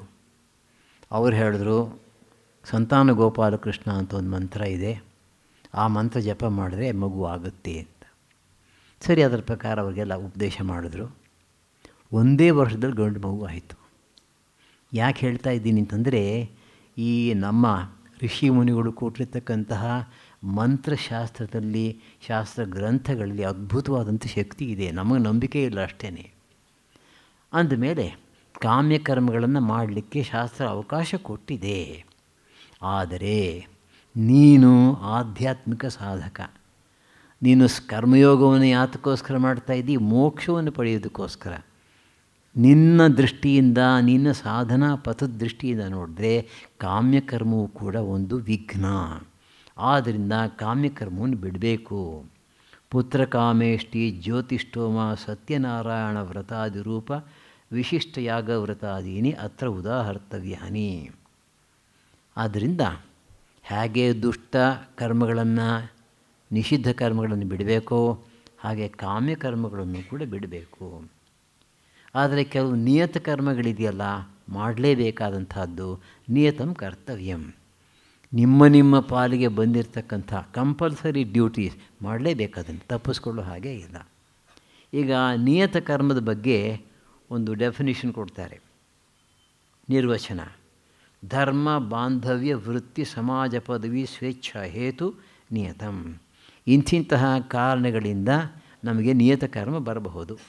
ಒಂದು ಧರ್ಮ, ಒಂದು ಬಾಂಧವ್ಯ, ಇನ್ನೊಂದು ವೃತ್ತಿ, ಇನ್ನು ಸಮಾಜದ ಪದವಿ, ಕೊನೆಯದು ಸ್ವೇಚ್ಛಾ. ಸಂಧ್ಯಾವಂದನ, ದೇವತಾರ್ಚನಾ, ಧ್ಯಾನ, ತಪ, ಜಪ, ಉಪವಾಸಾದೀನಿ ಧರ್ಮಹೇತುಕಾನಿ. ಇದನ್ನೆಲ್ಲ ಮಾಡಬೇಕಾದ್ದೇ ಕರ್ತವ್ಯ. ಎರಡನೇದು ಬಾಂಧವ್ಯದಿಂದ ಬರ್ತಕ್ಕಂಥದ್ದು. ಮಾತಾ ಪಿತೃ ಸೇವಾ, ಪುತ್ರ ಕಲತ್ರಾದಿ ಬಂಧು ಪೋಷಣಂ, ಸೇವಕಾದಿ ಆಶ್ರಿತ ಜನಭರಣಂ ಇತ್ಯಾದಿ. ಬಂಧುಗಳಿಗೆ ಮಾಡಬೇಕಾದಂಥ ಕರ್ತವ್ಯ ಸೇವೆ ಇರುತ್ತೆ, ಅದನ್ನು ಮಾಡಬೇಕು. ಹಾಗೆಯೇ ವೃತ್ತಿ, ನಾವು ಸಮಾಜದಲ್ಲಿ ಯಾವೊಂದು ವೃತ್ತಿಯನ್ನು ಆರಿಸಿಕೊಂಡಿದ್ದೀವೋ ಅದಕ್ಕೆ ಸಂಬಂಧಪಟ್ಟ ಪ್ರೊಫೆಷ್ನಲ್ ಎಥಿಕ್ಸ್ ಅಂತೀವಿ, ಮಾಡಬೇಕಾದ್ದು ಮಾಡಬೇಕು. ಉದಾಹರಣೆಗೆ ಅಧ್ಯಾಪನ, ದುಷ್ಟ ಶಿಕ್ಷಣ, ಶತ್ರು ನಿಗ್ರಹ, ಪ್ರಜಾಪಾಲನ, ಕೃಷಿ, ಗೋರಕ್ಷಣ, ವಾಣಿಜ್ಯ ಸೇವಾದೀನಿ. ಆಮೇಲೆ ಸಮಾಜದಲ್ಲಿ ನಾವು ಯಾವುದೋ ಒಂದು ಗೌರವ ಸ್ಥಾನದಲ್ಲಿ ಇರ್ತೇವೆ, ಆ ಸ್ಥಾನಕ್ಕೆ ತಕ್ಕಂತಹ ಕೆಲವು ಜವಾಬ್ದಾರಿ ಇರುತ್ತೆ, ಅದನ್ನು ಮಾಡಲೇಬೇಕಾಗುತ್ತೆ ನಾವು. ಅದನ್ನು ಸಮಾಜ ಪದವಿಯಿಂದ ಬಂದಿರತಕ್ಕಂಥದ್ದು ಅಂತ ಹೇಳಬಹುದು. ಇನ್ನು ಕೊನೆಯದು ಸ್ವೇಚ್ಛೆ. ನಾವೇ ಕೆಲವು ಸಲ ಸಂಕಲ್ಪ ಮಾಡ್ಕೋತೀವಿ ಈ ರೀತಿ ಮಾಡಬೇಕು ಅಂತ. ಒಂದು ಸಲ ಸಂಕಲ್ಪ ಮಾಡ್ಕೊಂಡ್ಮೇಲೆ ನಾವು ನೆನಪನ್ನು ಇಟ್ಕೋಬೇಕು, ಭಗವಂತನನ್ನು, ಗುರುಗಳನ್ನು ನೆನೆಸ್ಕೊಂಡು ಮನಸ್ಸಿನಲ್ಲಿ ಯಾವುದಾದ್ರೂ ಒಂದು ಸಂಕಲ್ಪವನ್ನು ಮಾಡಿದ್ರೆ ಅದು ನೆರವೇರಿಸಲೇಬೇಕು. ಅದನ್ನು ಮಾಡೋಕ್ಕೆ ಮುಂಚೆ ಯೋಚನೆ ಮಾಡಬೇಕು, ಮಾಡಿದ ಮೇಲೆ ಮಾಡಲೇಬೇಕು, ಅದನ್ನು ಸಲ್ಲಿಸಲೇಬೇಕು. ತಚ್ಚ ನಿತ್ಯಂ ನೈಮಿತ್ತಿಕಂ ಇತಿ. ನಿಯತ ಕರ್ಮ ನಿತ್ಯವೂ ಆಗಬಹುದು, ನೈಮಿತ್ತಿಕವೂ ಆಗಬಹುದು. ಅದರ ಒಂದು ವಿವರಣೆ ಸದ್ಯಕ್ಕೆ ಬೇಕಿಲ್ಲ ಅಂತ ಇಟ್ಕೊಳ್ಳೋಣ. ಇನ್ನೊಂದು ವಿಷಯವನ್ನು ಸ್ವಾಮೀಜಿ ತುಂಬ ಒತ್ತಿ ಹೇಳ್ತಾರೆ, ನಿಯತಂ ಸರ್ವಂ ಸಮಾನಂ. ನಮ್ಮ ಪಾಲಿಗೆ ಬಂದಿರತಕ್ಕಂಥ ಕರ್ಮ, ಎಲ್ಲರ ಪಾಲಿಗೂ ಬಂದಿರತಕ್ಕಂಥ ಅವರವರ ಕರ್ಮ ಇದೆಯಲ್ಲ, ಅದೆಲ್ಲ ಸಮಾನ. ಅಂದರೆ ಒಬ್ಬರ ಕರ್ಮ ಹೆಚ್ಚು, ಇನ್ನೊಬ್ಬರ ಕರ್ಮ ಕೀಳು ಅಂತ ಭಾವಿಸಬಾರ್ದು. ಒಬ್ಬ ಬೀದಿನಲ್ಲಿ ಕಸ ಗುಡಿಸ್ತಾನೆ, ಇನ್ನೊಬ್ಬರು ಕಾಲೇಜಲ್ಲಿ ಪಾಠ ಮಾಡ್ತಾರೆ.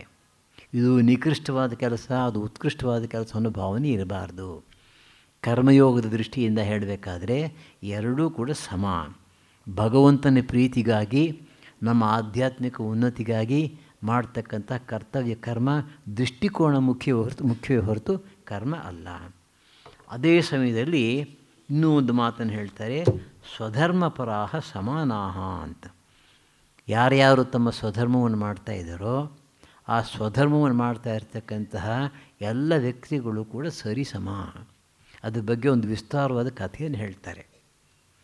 ಒಬ್ಬ ರಾಜ ಇದ್ದಂತೆ, ಅವನು ಯಾವಾಗಲೂ ಒಂದು ಪ್ರಶ್ನೆ ಹಾಕೋವನಂತೆ, ಸನ್ಯಾಸಿ ಜೀವನ ಉತ್ತಮವೇ, ಗೃಹಸ್ಥನ ಜೀವನ ಉತ್ತಮವೇ ಅಂತ. ವಾದಿಸಲಿಕ್ಕೆ ಬಂದಿರತಕ್ಕಂಥವರು ನಾನು ಸನ್ಯಾಸಿ ಜೀವನ ಉತ್ತಮ ಅಂತ ಹೇಳ್ತೀನಿ ಅಂತ ಬಂದರೆ ಅದನ್ನು ಸಮರ್ಥಿಸಬೇಕು. ಅವನು ಸಮರ್ಥಿಸ್ಲಿಕ್ಕೆ ಆಗದೆ ಹೋದರೆ ಶಿಕ್ಷೆ. ಅದೇ ರೀತಿ ಮತ್ತೊಬ್ಬ ಗಾರ್ಹಸ್ಥ ಜೀವನ ಉತ್ತಮ ಅಂತ ಹೇಳ್ತಾನೆ, ಸಮರ್ಥಿಸ್ಲಿಕ್ಕೆ ಆಗಲಿಲ್ಲ, ಭಾಳ ಬುದ್ಧಿವಂತ ರಾಜ, ಅವನಿಗೂ ಜೈಲಿಗೆ ಹಾಕೋದು. ಈ ರೀತಿ ಮಾಡ್ತಾಯಿದ್ದಂತೆ. ಆಗ ಒಬ್ಬ ವಯಸ್ಸಾದ, ತುಂಬ ಅನುಭವವನ್ನು ಪಡ್ಕೊಂಡಿದ್ದಂತಹ ಸನ್ಯಾಸಿ ಬಂದನಂತೆ. ಅದೇ ಪ್ರಶ್ನೆಯನ್ನು ಅವನಿಗೆ ಕೇಳಿದಾಗ ಆ ಸನ್ಯಾಸಿ ಹೇಳಿದಂತೆ, ನೋಡು, ಈ ರೀತಿ ಇಲ್ಲಿ ಉತ್ತರ ಕೊಡೋಕ್ಕಾಗಲ್ಲ, ನೀನು ನನ್ನ ಜೊತೆಗೆ ಬಾ, ಸ್ವಲ್ಪ ಸುತ್ತಾಡೋಣ ನಿನ್ನ ರಾಜ್ಯನ, ನಿನಗೆ ಗೊತ್ತಾಗುತ್ತೆ ಉತ್ತರ ಅಂತ. ಸರಿ, ಛದ್ಮವೇಷಧಾರಿಯಾಗಿ ಇಬ್ಬರು ಕೂಡ ಹೋಗ್ತಾರೆ. ಸರಿ, ಪಕ್ಕದ ರಾಜ್ಯಕ್ಕೆ ಹೋಗ್ತಾರಂತೆ. ಅಲ್ಲಿ ಏನಾಗಿದೆ, ಅವ್ರ ರಾಜ ತೀರು ಹೋಗಿರ್ತಾನೆ. ಆಮೇಲಿಂದ ಮುಂದಿನ ರಾಜ ಯಾರಾಗಬೇಕು ಅಂತ ಗೊತ್ತಿಲ್ಲ. ರಾಜನಿಗೆ ಮಗಳಿದ್ಲಂತೆ, ಅವಳು ಗಂಡನನ್ನು ಆರಿಸ್ಬೇಕು, ಅವನು ರಾಜನಾಗ್ತಾನೆ. ಸರಿ, ಒಂದು ಅವಳಿಗೆ ಹಾರ ಕೊಟ್ಬಿಟ್ಟಿದ್ದಾರೆ, ಅವಳೆಲ್ಲ ನೋಡ್ತಾ ಇದ್ದಾರೆ, ತುಂಬ ಜನ ಸೇರಿದ್ದಾರೆ. ಅಲ್ಲಿ ಒಬ್ಬ ಯುವ ಸನ್ಯಾಸಿ ಇದ್ದಂತೆ, ಸ್ಫುರದ್ರೂಪಿ. ಇವಳು ಬಂದು ಅವನಿಗೆ ಮಾಡೇ ಹಾಕ್ಬಿಟ್ಲು. ಅವನಿಗೆ ಎಲ್ಲಿಂದ ಬಂತು ನನಗೆ ನನ್ನ ಜೀವನಕ್ಕೆ ಕಂಟಕ ಅಂತ ಹೇಳಿಬಿಟ್ಟು ತಕ್ಷಣ ಮಾಲೆ ತೆಗೆದು ಬಿಸಾಡಿ ಓಡಿ ಹೋಗ್ತಾನೆ ಅವನು. ಸೊ ಈ ಹುಡುಗಿ ಕೂಡ ಅವನ ಹಿಂದೆ ಓಡ್ತಾಳೆ. ಆಗ ಈ ಸನ್ಯಾಸಿ ಹೇಳ್ತಾನೆ ರಾಜನಿಗೆ, ಬಾ ಅವ್ರು ಅನುಸರಿಸ್ಕೊಂಡು ಹೋಗೋಣ ಅಂತ. ಸ್ವಲ್ಪ ದೂರ ಹೋಗ್ತಾರೆ. ಸನ್ಯಾಸಿ ಬಹಳ ಬೇಗ ನಡೆದು ಕಾಡಿನಲ್ಲಿ ಮಾಯವಾಗ್ತಾನೆ. ಈ ಹುಡುಗಿ ಮಾತ್ರ ಮುಂದಕ್ಕೆ ಹೋಗ್ಲಿಕ್ಕಾಗದೆ ಮರದ ಕೆಳಗೆ ಕೂತ್ಕೊಂಡು ಅಳ್ತಾ ಇದ್ದಾಳೆ. ರಾಜ ಮತ್ತು ಸನ್ಯಾಸಿ ಹೋಗಿ ಅವಳಿಗೆ ಸಮಾಧಾನ ಮಾಡ್ತಾರೆ. ಇಡೀ ರಾತ್ರಿ ಅಲ್ಲಿ ಕಳೀಬೇಕಾಗುತ್ತೆ ಮರದ ಕೆಳಗೆ. ಆ ಮರದ ಮೇಲುಗಡೆ ಹಕ್ಕಿ ಇತ್ತಂತೆ, ಗಂಡು ಹಕ್ಕಿ ಹೆಣ್ಣು ಹಕ್ಕಿ ಮಕ್ಕಳು. ರಾತ್ರಿ ಚಳಿ ನಡುಗ್ತಾ ಇದ್ದಾರೆ. ಆಗ ಗಂಡು ಹಕ್ಕಿ ಹೇಳ್ತಂತೆ, ಇವರು ನಮ್ಮ ಅತಿಥಿಗಳಾಗಿ ಬಂದಿದ್ದಾರೆ ನಮ್ಮ ಮನೆಗೆ, ನಾವು ಅವರಿಗೆ ಉಪಕಾರ ಮಾಡಬೇಕು ಅಂಥೇಳಿ ಎಲ್ಲಿಂದ ಒಂದು ಉರಿತಾ ಇರ್ತಕ್ಕಂಥ ಒಂದು ಸಣ್ಣ ಸೌದೆ ತುಂಡು ತಾನು ಹಾಕದಂತೆ. ಸರಿ, ಇವರು ಅದನ್ನೇ ಬೆಂಕಿ ಮಾಡ್ಕೊಂಡು ಕಾಯಿಸ್ತಾಯಿದ್ರು. ಇನ್ನು ಹೊಟ್ಟೆ ಹಸ್ತಿದೆ, ಅದಕ್ಕೆ ಆಹಾರ ಬೇಕಲ್ಲ ಅಂಥೇಳಿ ಆ ಹಕ್ಕಿ ತಾನು ಬಿದ್ದುಬಿಡ್ತಂತೆ ಅದರೊಳಗೆ, ನನ್ನನ್ನು ತಿನ್ನಲಿ ಅಂತ. ಆಮೇಲೆ ಆ ಹಕ್ಕಿ ಬಿದ್ದ ಮೇಲೆ ಅದರ ಹೆಂಡತಿನೂ ಬಿತ್ತಂತೆ, ಮಕ್ಕಳು ಬಿತ್ತಂತೆ. ಸರಿ, ಇದನ್ನೆಲ್ಲ ನೋಡ್ತಾ ಇದ್ದಾನೆ ರಾಜ ಮತ್ತು ಸನ್ಯಾಸಿ. ಆಗ ಬೆಳಗ್ಗಿನ ಆದ ಕೂಡಲೇ ಹೇಳಿದಂತೆ ಸನ್ಯಾಸಿ, ನೋಡು ಈಗ ನಿನಗೆ ಉತ್ತರ ಸಿಕ್ಕಿದೆ. ನೀನು ಸನ್ಯಾಸಿಯಾಗಿರಬೇಕಾದ್ರೆ ಆ ಯುವ ಸನ್ಯಾಸಿ ಆಗಿರೋ, ಗೃಹಸ್ಥನಾಗಿರಬೇಕಾದ್ರೆ ಈ ಗುಬಚಿ ಥರ ಇರೋ. ಇಬ್ಬರು ಕೂಡ ತಮ್ಮ ತಮ್ಮ ಸ್ಥಾನದಲ್ಲಿ ದೊಡ್ಡವರೇ. Each is great in his own place ಅಂತ ಚಾಪ್ಟರ್ ಅದು. ತುಂಬ ಅದ್ಭುತವಾಗಿ ಕಥೆ ಹೇಳಿದ್ದಾರೆ ಸ್ವಾಮೀಜಿ.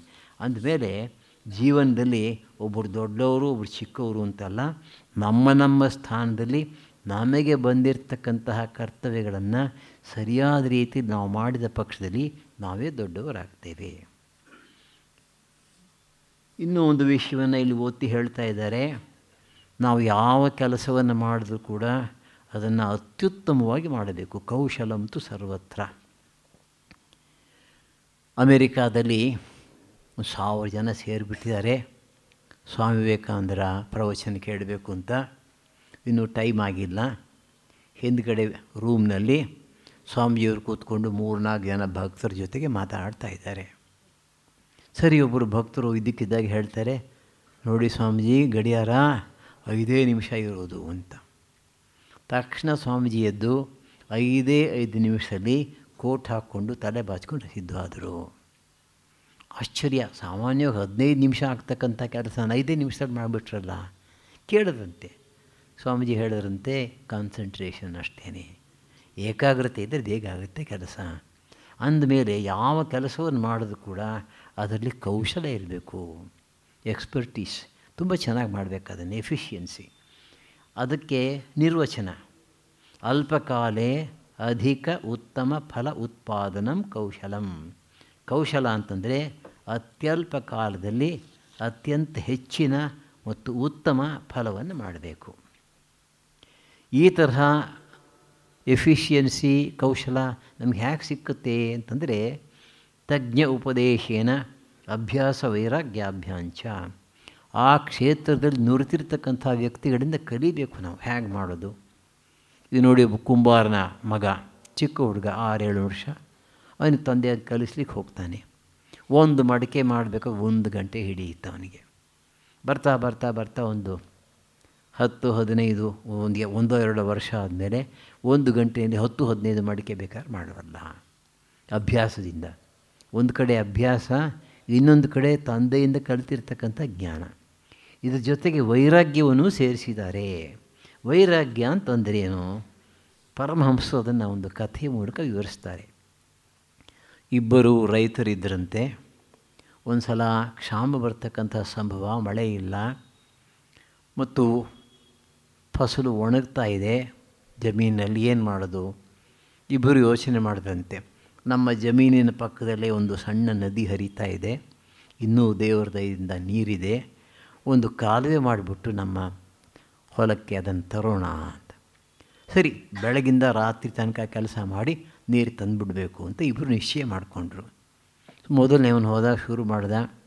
ಅವನ ಮಗಳು ಬಂದು ತಿಂಡಿ ತಿನ್ನು ಅಂತ ಕರೆದ್ಲು. ತಿಂಡಿ ತಿನ್ಲಿಕ್ಕೆ ಹೋದ, ಆಮೇಲೆ ಊಟ ಮಾಡ್ದೆ, ನಿದ್ದೆ ಮಾಡ್ದೆ, ನಾಳೆ ಮಾಡೋಣ ಅಂತ ಹೊರಟದ. ನಮ್ಮ ಹಾಗೆ ಅವನು. ಇನ್ನೊಬ್ಬ ಹಾಗಲ್ಲ, ಎರಡನೇವನು. ಅವನು ಪರಮಹಂಸರು ಭಾಳ ಚೆನ್ನಾಗಿ ಹೇಳ್ತಾರೆ ಈ ಕಥೆನ.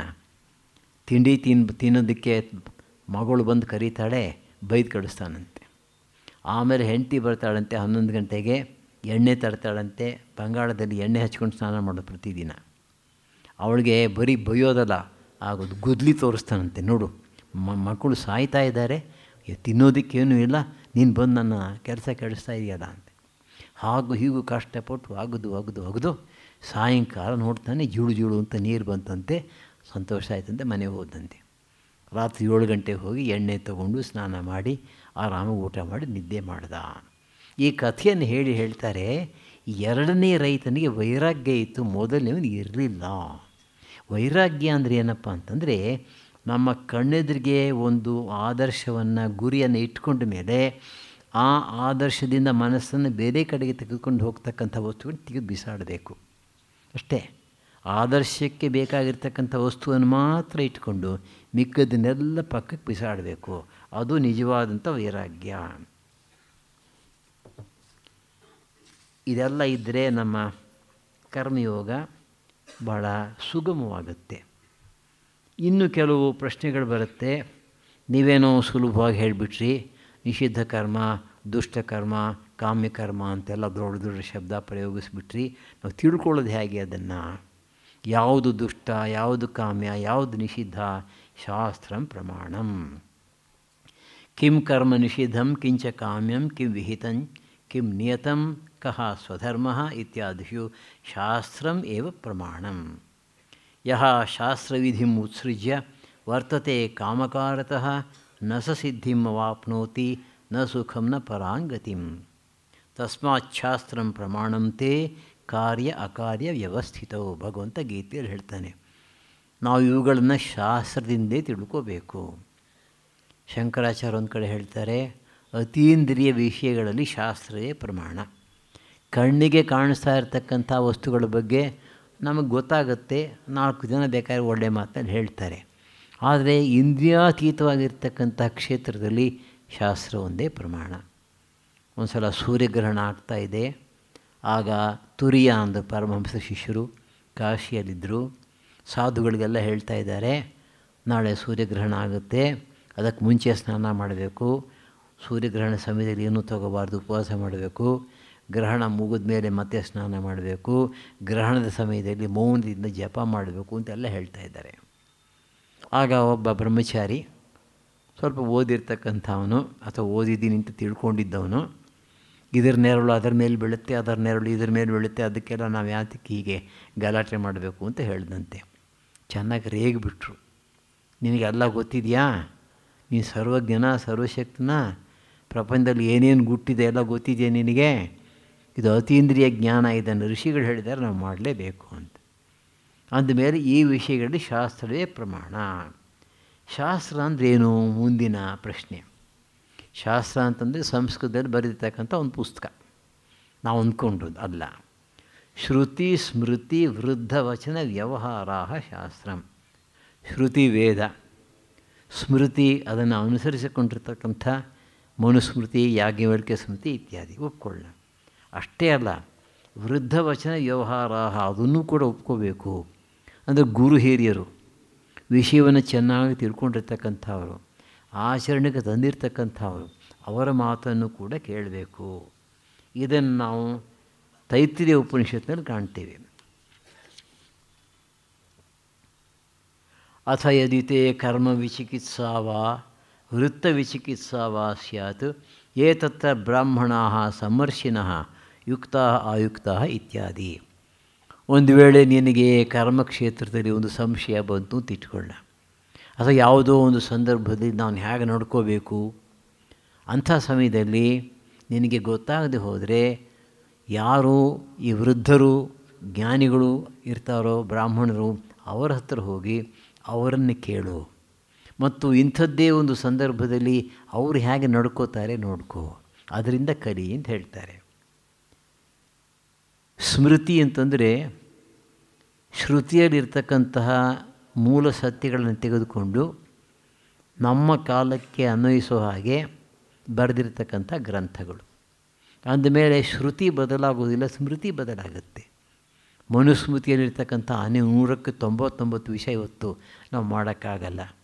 ಆದ್ದರಿಂದ ಅನಂತರ ಬೇಕಾದ ಸ್ಮೃತಿಗಳು ಬಂತು. ನೋಡಿ, 17ನೇ ಶತಮಾನದಲ್ಲಿ ಅಂತ ಕಾಣುತ್ತೆ, ರಘುನಂದನ ಎಂಬತಕ್ಕಂಥ ಅವನು ಬಂಗಾಳದಲ್ಲಿ ಒಂದು ಹೊಸ ಸ್ಮೃತಿಯನ್ನು ಬರೆದ, ಆಗಿನ ಕಾಲಕ್ಕೆ ಅನ್ವಯಿಸೋ ಹಾಗೆ. ಅದೇ ಕಟ್ಟ ಕಡೆದು ಹೆಚ್ಚು ಕಡಿಮೆ.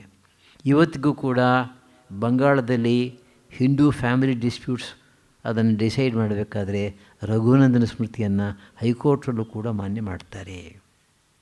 ಬ್ರಿಟಿಷ್ನವ್ರು ನೋಡಿದ್ರಂತೆ ಈ ಹಿಂದೂಗಳ ಮನಸ್ಸನ್ನು ನಾವು ಹಿಡಿಬೇಕಾದ್ರೆ ನಾವೇ ಸ್ಮೃತಿ ತಯಾರು ಮಾಡೋಣ ಅಂಥೇಳಿ ಒಂದು 10-15 ಜನ ಪಂಡಿತರನ್ನ ಕರ್ಕೊಂಡು, ಸಂಸ್ಕೃತ ಪಂಡಿತರನ್ನ ಸಾಕಷ್ಟು ಹಣ ಕೊಟ್ಟು ತಮಗೆ ಬೇಕಾದಾಗ ಬರೆಸಿದ್ರಂತೆ ಮಾಡರ್ನ್ ಸ್ಮೃತಿ.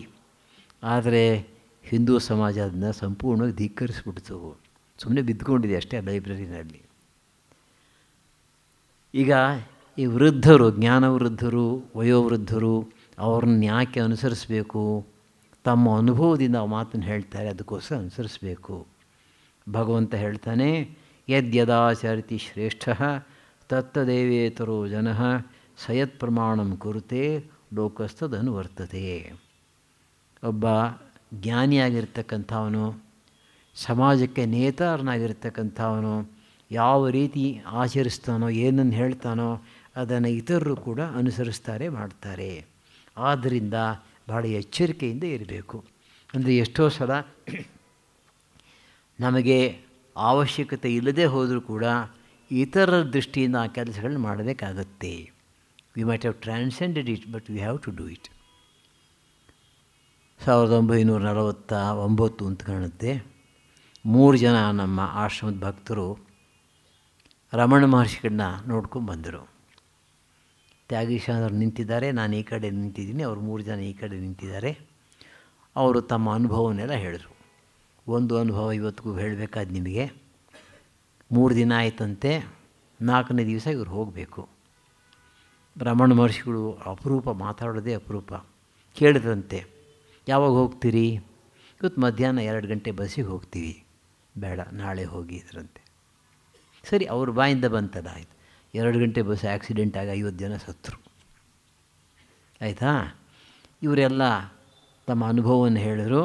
ಆನಂತರ ಕಲ್ಲು ಸಕ್ಕರೆ, ಕುಂಕುಮ, ವಿಭೂತಿ ಎಲ್ಲ ಕೊಟ್ಟರು. ನಾವೆಲ್ಲ ತೊಗೊಂಡ್ವಿ. ತ್ಯಾಗೀಶ ಅಂದ್ರೆ ತೊಗೊಳ್ಳಿಲ್ಲ. ನಾನು ನೋಡ್ತಾ ಇದ್ದೆ. ಅವರು ಆ ಕಡೆಯಿಂದ ಹೋದ್ಮೇಲೆ ತ್ಯಾಗೀಶನ ಸ್ವಲ್ಪ ದಬಾಯಿಸಿದೆ ನಾನು. ಏನು ಸ್ವಾಮೀಜಿ, ರಾಮಕೃಷ್ಣ ಮಠದಲ್ಲಿ ಪರಮಹಂಸರಿಗೆ ನೈವೇದ್ಯ ಮಾಡಿದ ಮಾತ್ರ ನೈವೇದ್ಯನ, ಪ್ರಸಾದನ, ರಮಣ ಮಹರ್ಷಿಗಳು ಆಶ್ರಮದಲ್ಲಿ ಮಾಡಿದ ಪ್ರಸಾದ ಅಲ್ವಾ ಅಂತ ನಕ್ಬಿಟ್ರು ಜೋರಾಗಿ. ಪ್ರಸಾದ ಅನ್ನೋ ಶಬ್ದಕ್ಕೆ ನಿಂಗೆ ಅರ್ಥ ಗೊತ್ತಾ? ನಾವು ತಿಂತೀವಲ್ಲ ಭಗವಂತನಿಗೆ ತೋರಿಸ್ಬಿಟ್ಟು ಅಂತ.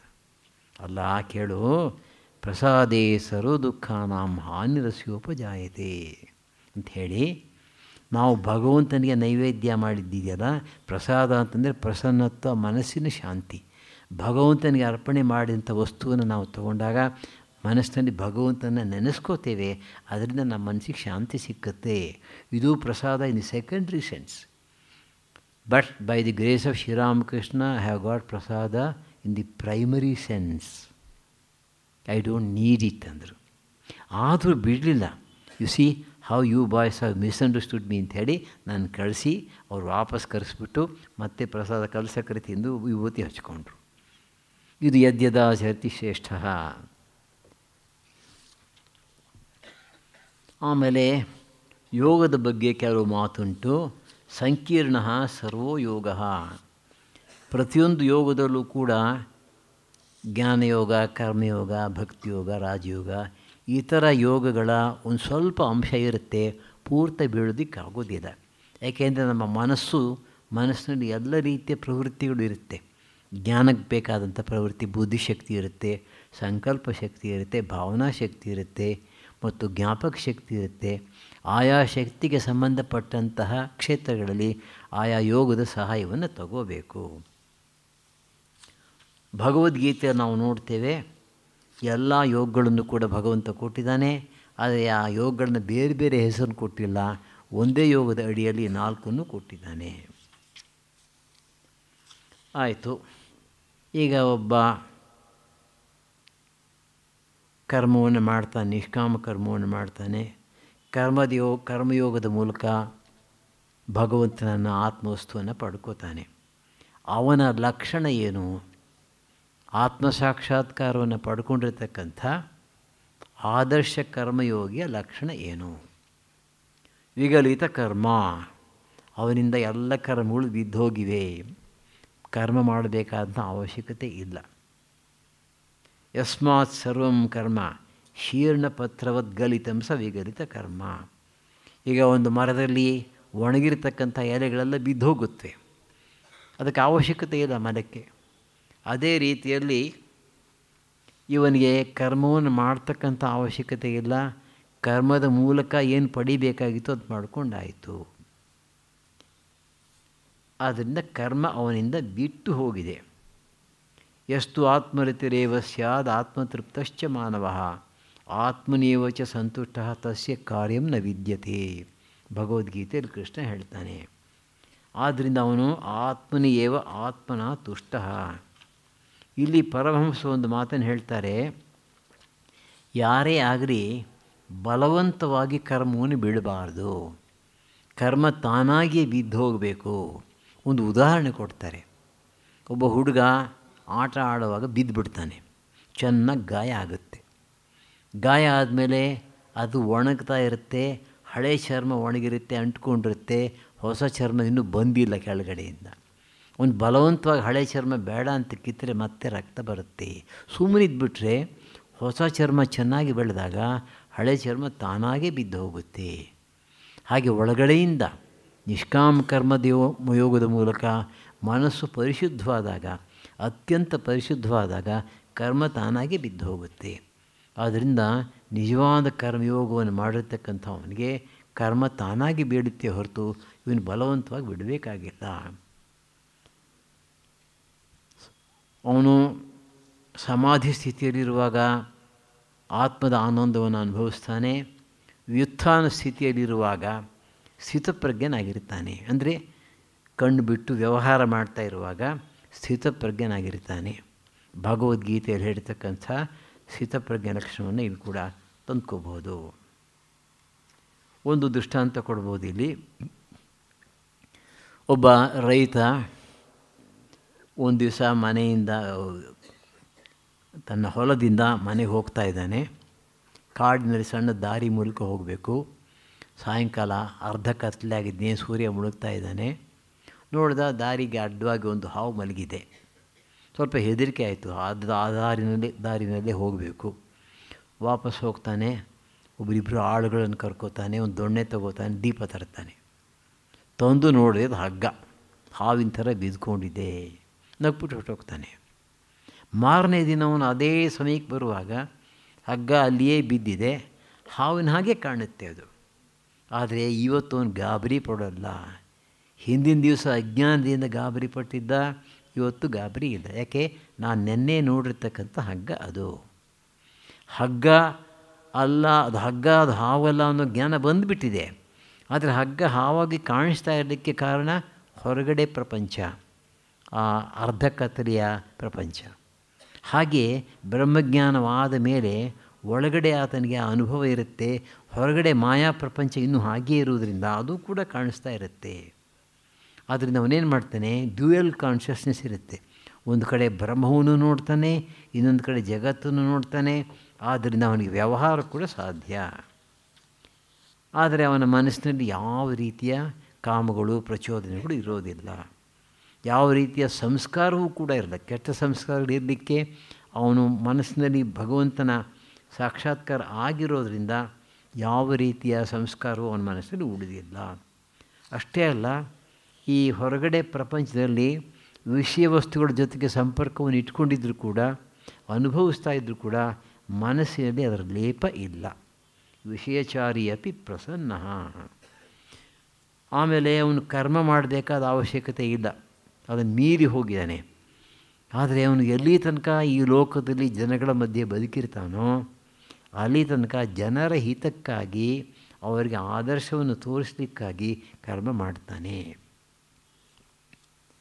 ಭಗವಂತ ಗೀತೆಯಲ್ಲಿ ಹೇಳಿದ್ದಾನೆ, ನಮೇ ಪಾರ್ಥಾಸ್ತಿ ಕರ್ತವ್ಯಂ ತ್ರಿಷು ಲೋಕೇಶು ಕಿಂಚನ ನಾನವಾಪ್ತಂ ಅವಾಪ್ತವ್ಯಂ ವರ್ತೇ ಏವಚ ಕರ್ಮಣಿ. ನಾನು ಪಡಿಬೇಕಾದಂಥ ವಸ್ತುವೂ ಇಲ್ಲ, ಬಿಡಬೇಕಾದಂಥ ವಸ್ತುವೂ ಇಲ್ಲ, ಆದರೂ ನಾನು ಕರ್ಮ ಮಾಡ್ತಾನೇ ಇರ್ತೇನೆ. ಯಾತಕ್ಕೆ ಅಂತಂದರೆ, ಒಂದು ವೇಳೆ ನಾನು ಕರ್ಮ ಮಾಡದೆ ಹೋದರೆ ಅಜ್ಞಾನಿ ಜನಗಳು ನನ್ನನ್ನು ನೋಡಿ ಅನುಕರಿಸಿ ಇಡೀ ಪ್ರಪಂಚ ನಾಶವಾಗುತ್ತೆ. ಅದರಿಂದ ಲೋಕಗಳನ್ನು ಸುಟ್ಟಾಕ್ದಾಗುತ್ತೆ, ಅದರ ಒಂದು ಪಾಪ ನನಗೆ ಬರುತ್ತೆ ಅಂತ ಕೃಷ್ಣ ಹೇಳ್ತಾನೆ. ಒಟ್ಟಿನಲ್ಲಿ ಅವನಿಗೆ ಕರ್ಮದ ಅವಶ್ಯಕತೆ ಇಲ್ಲದೆ ಹೋದರೂ ಕೂಡ ಜಗತ್ತಿನ ಮೇಲೆ ಕೃಪೆಯಿಂದ ಪ್ರಚೋದಿತನಾಗಿ ಲೋಕಸಂಗ್ರಹಕ್ಕಾಗಿ ಕರ್ಮವನ್ನು ಮಾಡ್ತಾನೆ. ಇಷ್ಟು ಹೇಳ್ಬೋದು. ಬ್ರಹ್ಮಜ್ಞಾನಿ ಆಗಿರ್ತಕ್ಕಂಥವನು ಎಷ್ಟು ಕಾಲ ಪ್ರಪಂಚದಲ್ಲಿರ್ತಾನೋ ಜನಗಳ ಮಧ್ಯೆ, ಅಷ್ಟು ಕಾಲ ಅವರಿಗೆ ಆದರ್ಶವನ್ನು ತೋರಿಸೋದಕ್ಕೋಸ್ಕರ ಕರ್ಮವನ್ನು ಮಾಡ್ತಾನೆ. ಇಂತಹ ಕರ್ಮಯೋಗಿಗಳು ಇದ್ದಾರೆ ಅಂತಂದರೆ ಇದ್ದಾರೆ. ಶ್ರೀಕೃಷ್ಣೋ ಭಗವಾನ್ ಬುದ್ಧಶ್ಚ, ರಾಮ ಕೃಷ್ಣ ಮೊದಲಾದವರು. ಈಗ ಪೂರ್ವಪಕ್ಷಿ ಹೇಳ್ತಾನೆ, ಅವ್ರು ಭಾಳ ದೊಡ್ಡವರಪ್ಪ, ಅವರೇನೋ ಮಾಡ್ತಾಯಿದ್ರು, ನಮ್ಮಂಥವ್ರ ಕೈನಲ್ಲಿ ಆಗಲ್ವಲ್ಲ, ಏನು ಮಾಡೋದು? ಅದಕ್ಕೆ ಉದಾಹರಣೆ, ಈ ಲೋಕದಲ್ಲಿ ತಾಯಿ ಇದ್ದ ಹಾಗೆ, ತಾಯಿಯಲ್ಲಿ ಸ್ವಾರ್ಥ ಇರುವುದಿಲ್ಲ. ಹೇಗೆ ಮಗುವಿಗೋಸ್ಕರ ಕೆಲಸವನ್ನು ಮಾಡ್ತಾಳೆ, ಆ ರೀತಿ ಮಾಡಬಹುದು. ಒಂದು ವೇಳೆ ಇಷ್ಟೆಲ್ಲ ಮಾಡಿಬಿಟ್ಟು ನಾವು ಕರ್ಮಯೋಗದ ಮೂಲಕ ಭಗವಂತನನ್ನು ಪಡ್ಕೊಂಡ್ವಿ ಅಂತ ಇಟ್ಕೊಳ್ಳೋಣ. ಆಗ ತ್ಯಕ್ತೆ ಕಲೆಯವರೇ ನಚ ಪುನರಾವೃತ್ತಿ ನಚ ಪುನರಾವೃತ್ತಿ. ಭಗವತ್ ಸಾಕ್ಷಾತ್ಕಾರ ಆದ ಮೇಲೆ ಕರ್ಮಯೋಗದ ಮೂಲಕ ಮತ್ತೆ ಈ ಲೋಕಕ್ಕೆ ನಾವು ಬರೋದಿಲ್ಲ. ಅಂದರೆ ಮುಕ್ತಿಯ ಪುನರಾವರ್ತಿ ಅಂತಂದರೆ ಇಲ್ಲಿ ಮತ್ತೆ ಬರ್ತಕ್ಕಂಥದ್ದು ಮುಕ್ತಿ ಆಗುತ್ತೆ, ಮತ್ತೆ ನಾವು ಈ ಲೋಕಕ್ಕೆ ಬರೋದಿಲ್ಲ. ಅನಾವೃತ್ತಿ ಶಬ್ದಾತ್ ಅನಾವೃತ್ತಿ ಶಬ್ದಾತ್ ಅಂತ ಬ್ರಹ್ಮಸೂತ್ರ ಹೇಳುತ್ತೆ. ಶಬ್ದ ಅಂತಂದರೆ ಶ್ರುತಿ. ಶ್ರುತಿ ಹೇಳುತ್ತೆ ಬ್ರಹ್ಮಜ್ಞಾನಿಯಾಗಿರ್ತಕ್ಕಂಥವನು ಸಗುಣ ಸಾಕಾರ ಬ್ರಹ್ಮದ ಉಪಾಸನೆಯಿಂದಾಗಲಿ ನಿರ್ಗುಣ ನಿರಾಕಾರ ಬ್ರಹ್ಮದ ಸಾಕ್ಷಾತ್ಕಾರದಿಂದಾಗಲಿ ಅವನು ಮತ್ತೆ ಈ ಲೋಕಕ್ಕೆ ಬರೋದಿಲ್ಲ. ಕೆಲವು ಸಲ ನಮಗನ್ಸುತ್ತೆ ಬಹಳ ದೊಡ್ಡ ಮಹಾತ್ಮರುಗಳು ಇಹಲೋಕಕ್ಕೆ ನಮಗೋಸ್ಕರ ಬರ್ತಾರೋ ಏನೋ ಅಂತ. ಅವ್ರನ್ನ ಆಧಿಕಾರಿಕ ಪುರುಷರು ಅಂತ ಬೇಕಾದರೆ ಕರಿಬಹುದು. ಈಗ ಪರಮಹಂಸರು ಒಂದು ಕಡೆ ಹೇಳ್ತಾರೆ, ನಿರ್ವಿಕಲ್ಪ ಸಮಾಧಿಗೆ ಹೋಗಿರ್ತಕ್ಕಂಥವ್ರಲ್ಲಿ 100ಕ್ಕೆ 90 ಜನ ದೇಹ ಬಿಟ್ಬಿಡ್ತಾರೆ 21 ದಿವಸ ಆದಮೇಲೆ. ಅದು ಕೆಲವರು ಮಾತ್ರ ಅಜ್ಞಾನದ ಲವಲೇಶವನ್ನು ಉಳಿಸ್ಕೊಂಡು ಹಿಂತಿರುಗಿ ಬರ್ತಾರೆ, ಇತರ ಜನರಿಗೆ ದಾರಿ ತೋರಿಸಲಿಕ್ಕೋಸ್ಕರ. ಹಾಗೆ ಆದರ್ಶ ಕರ್ಮಯೋಗಿಗಳು ಕೂಡ ತಮಗೆ ಅವಶ್ಯಕತೆ ಇಲ್ಲದೆ ಹೋದರೂ ಕೂಡ ಜನಗಳಿಗೆ ದಾರಿ ತೋರಿಸಲಿಕ್ಕೋಸ್ಕರ, ಶ್ರೀಕೃಷ್ಣನ ಹಾಗೆ ಉದಾಹರಣೆಗೆ ಅಂಥವ್ರು ಬಂದು ಮಾರ್ಗವನ್ನು ತೋರಿಸ್ತಾರೆ. ಈ ನಿಷ್ಕಾಮ ಕರ್ಮಯೋಗಕ್ಕೆ ಆದರ್ಶ ಗ್ರಂಥ ಭಗವದ್ಗೀತೆಯೇ. ಬಹುಶಃ ಮೊಟ್ಟ ಮೊದಲನ ಬಾರಿಗೆ ನಮ್ಮ ಶಾಸ್ತ್ರ ಗ್ರಂಥಗಳಲ್ಲಿ ಕರ್ಮಯೋಗವನ್ನು ವಿಸ್ತಾರವಾಗಿ ಹೇಳಿರ್ತಕ್ಕಂಥ ಗ್ರಂಥವೇ ಭಗವದ್ಗೀತೆ. ಸ್ವಾಮಿ ವಿವೇಕಾನಂದರು ಬಹಳ ಅದ್ಭುತವಾಗಿ ಈ ಕರ್ಮಯೋಗವನ್ನು 8 ಉಪನ್ಯಾಸಗಳಲ್ಲಿ ಹೇಳಿದ್ದಾರೆ. ಪ್ರತಿಯೊಂದು ಉಪನ್ಯಾಸದಲ್ಲೂ ಕೂಡ ಒಂದು ಒಳ್ಳೆಯ ಕಥೆ ಮತ್ತು ಭಾಷೆ ಕೂಡ ತುಂಬ ಸ್ವಾರಸ್ಯಕರವಾಗಿದೆ. ಪರಮಾತ್ಮನ ಅನುಗ್ರಹದಿಂದ, ಸ್ವಾಮಿ ವಿವೇಕಾನಂದರ ಕೃಪೆಯಿಂದ ಈ 3 ದಿನ ಈ ಒಂದು ಗ್ರಂಥದ ಮೇಲೆ ಉಪನ್ಯಾಸ ಮಾಡಿದ್ದಾಯಿತು. ಈ ಒಂದು ಅವಕಾಶವನ್ನು ಕೊಟ್ಟಂತಹ ಶ್ರೀಮಾನ್ ರಾಮಸ್ವಾಮಿಯವರಿಗೆ ಮತ್ತು ಈ ಸಂಸ್ಥೆಯವರಿಗೆ ನನ್ನ ಕಡೆಯಿಂದ ಕೃತಜ್ಞತೆಯನ್ನು ಅರ್ಪಿಸ್ತೇನೆ.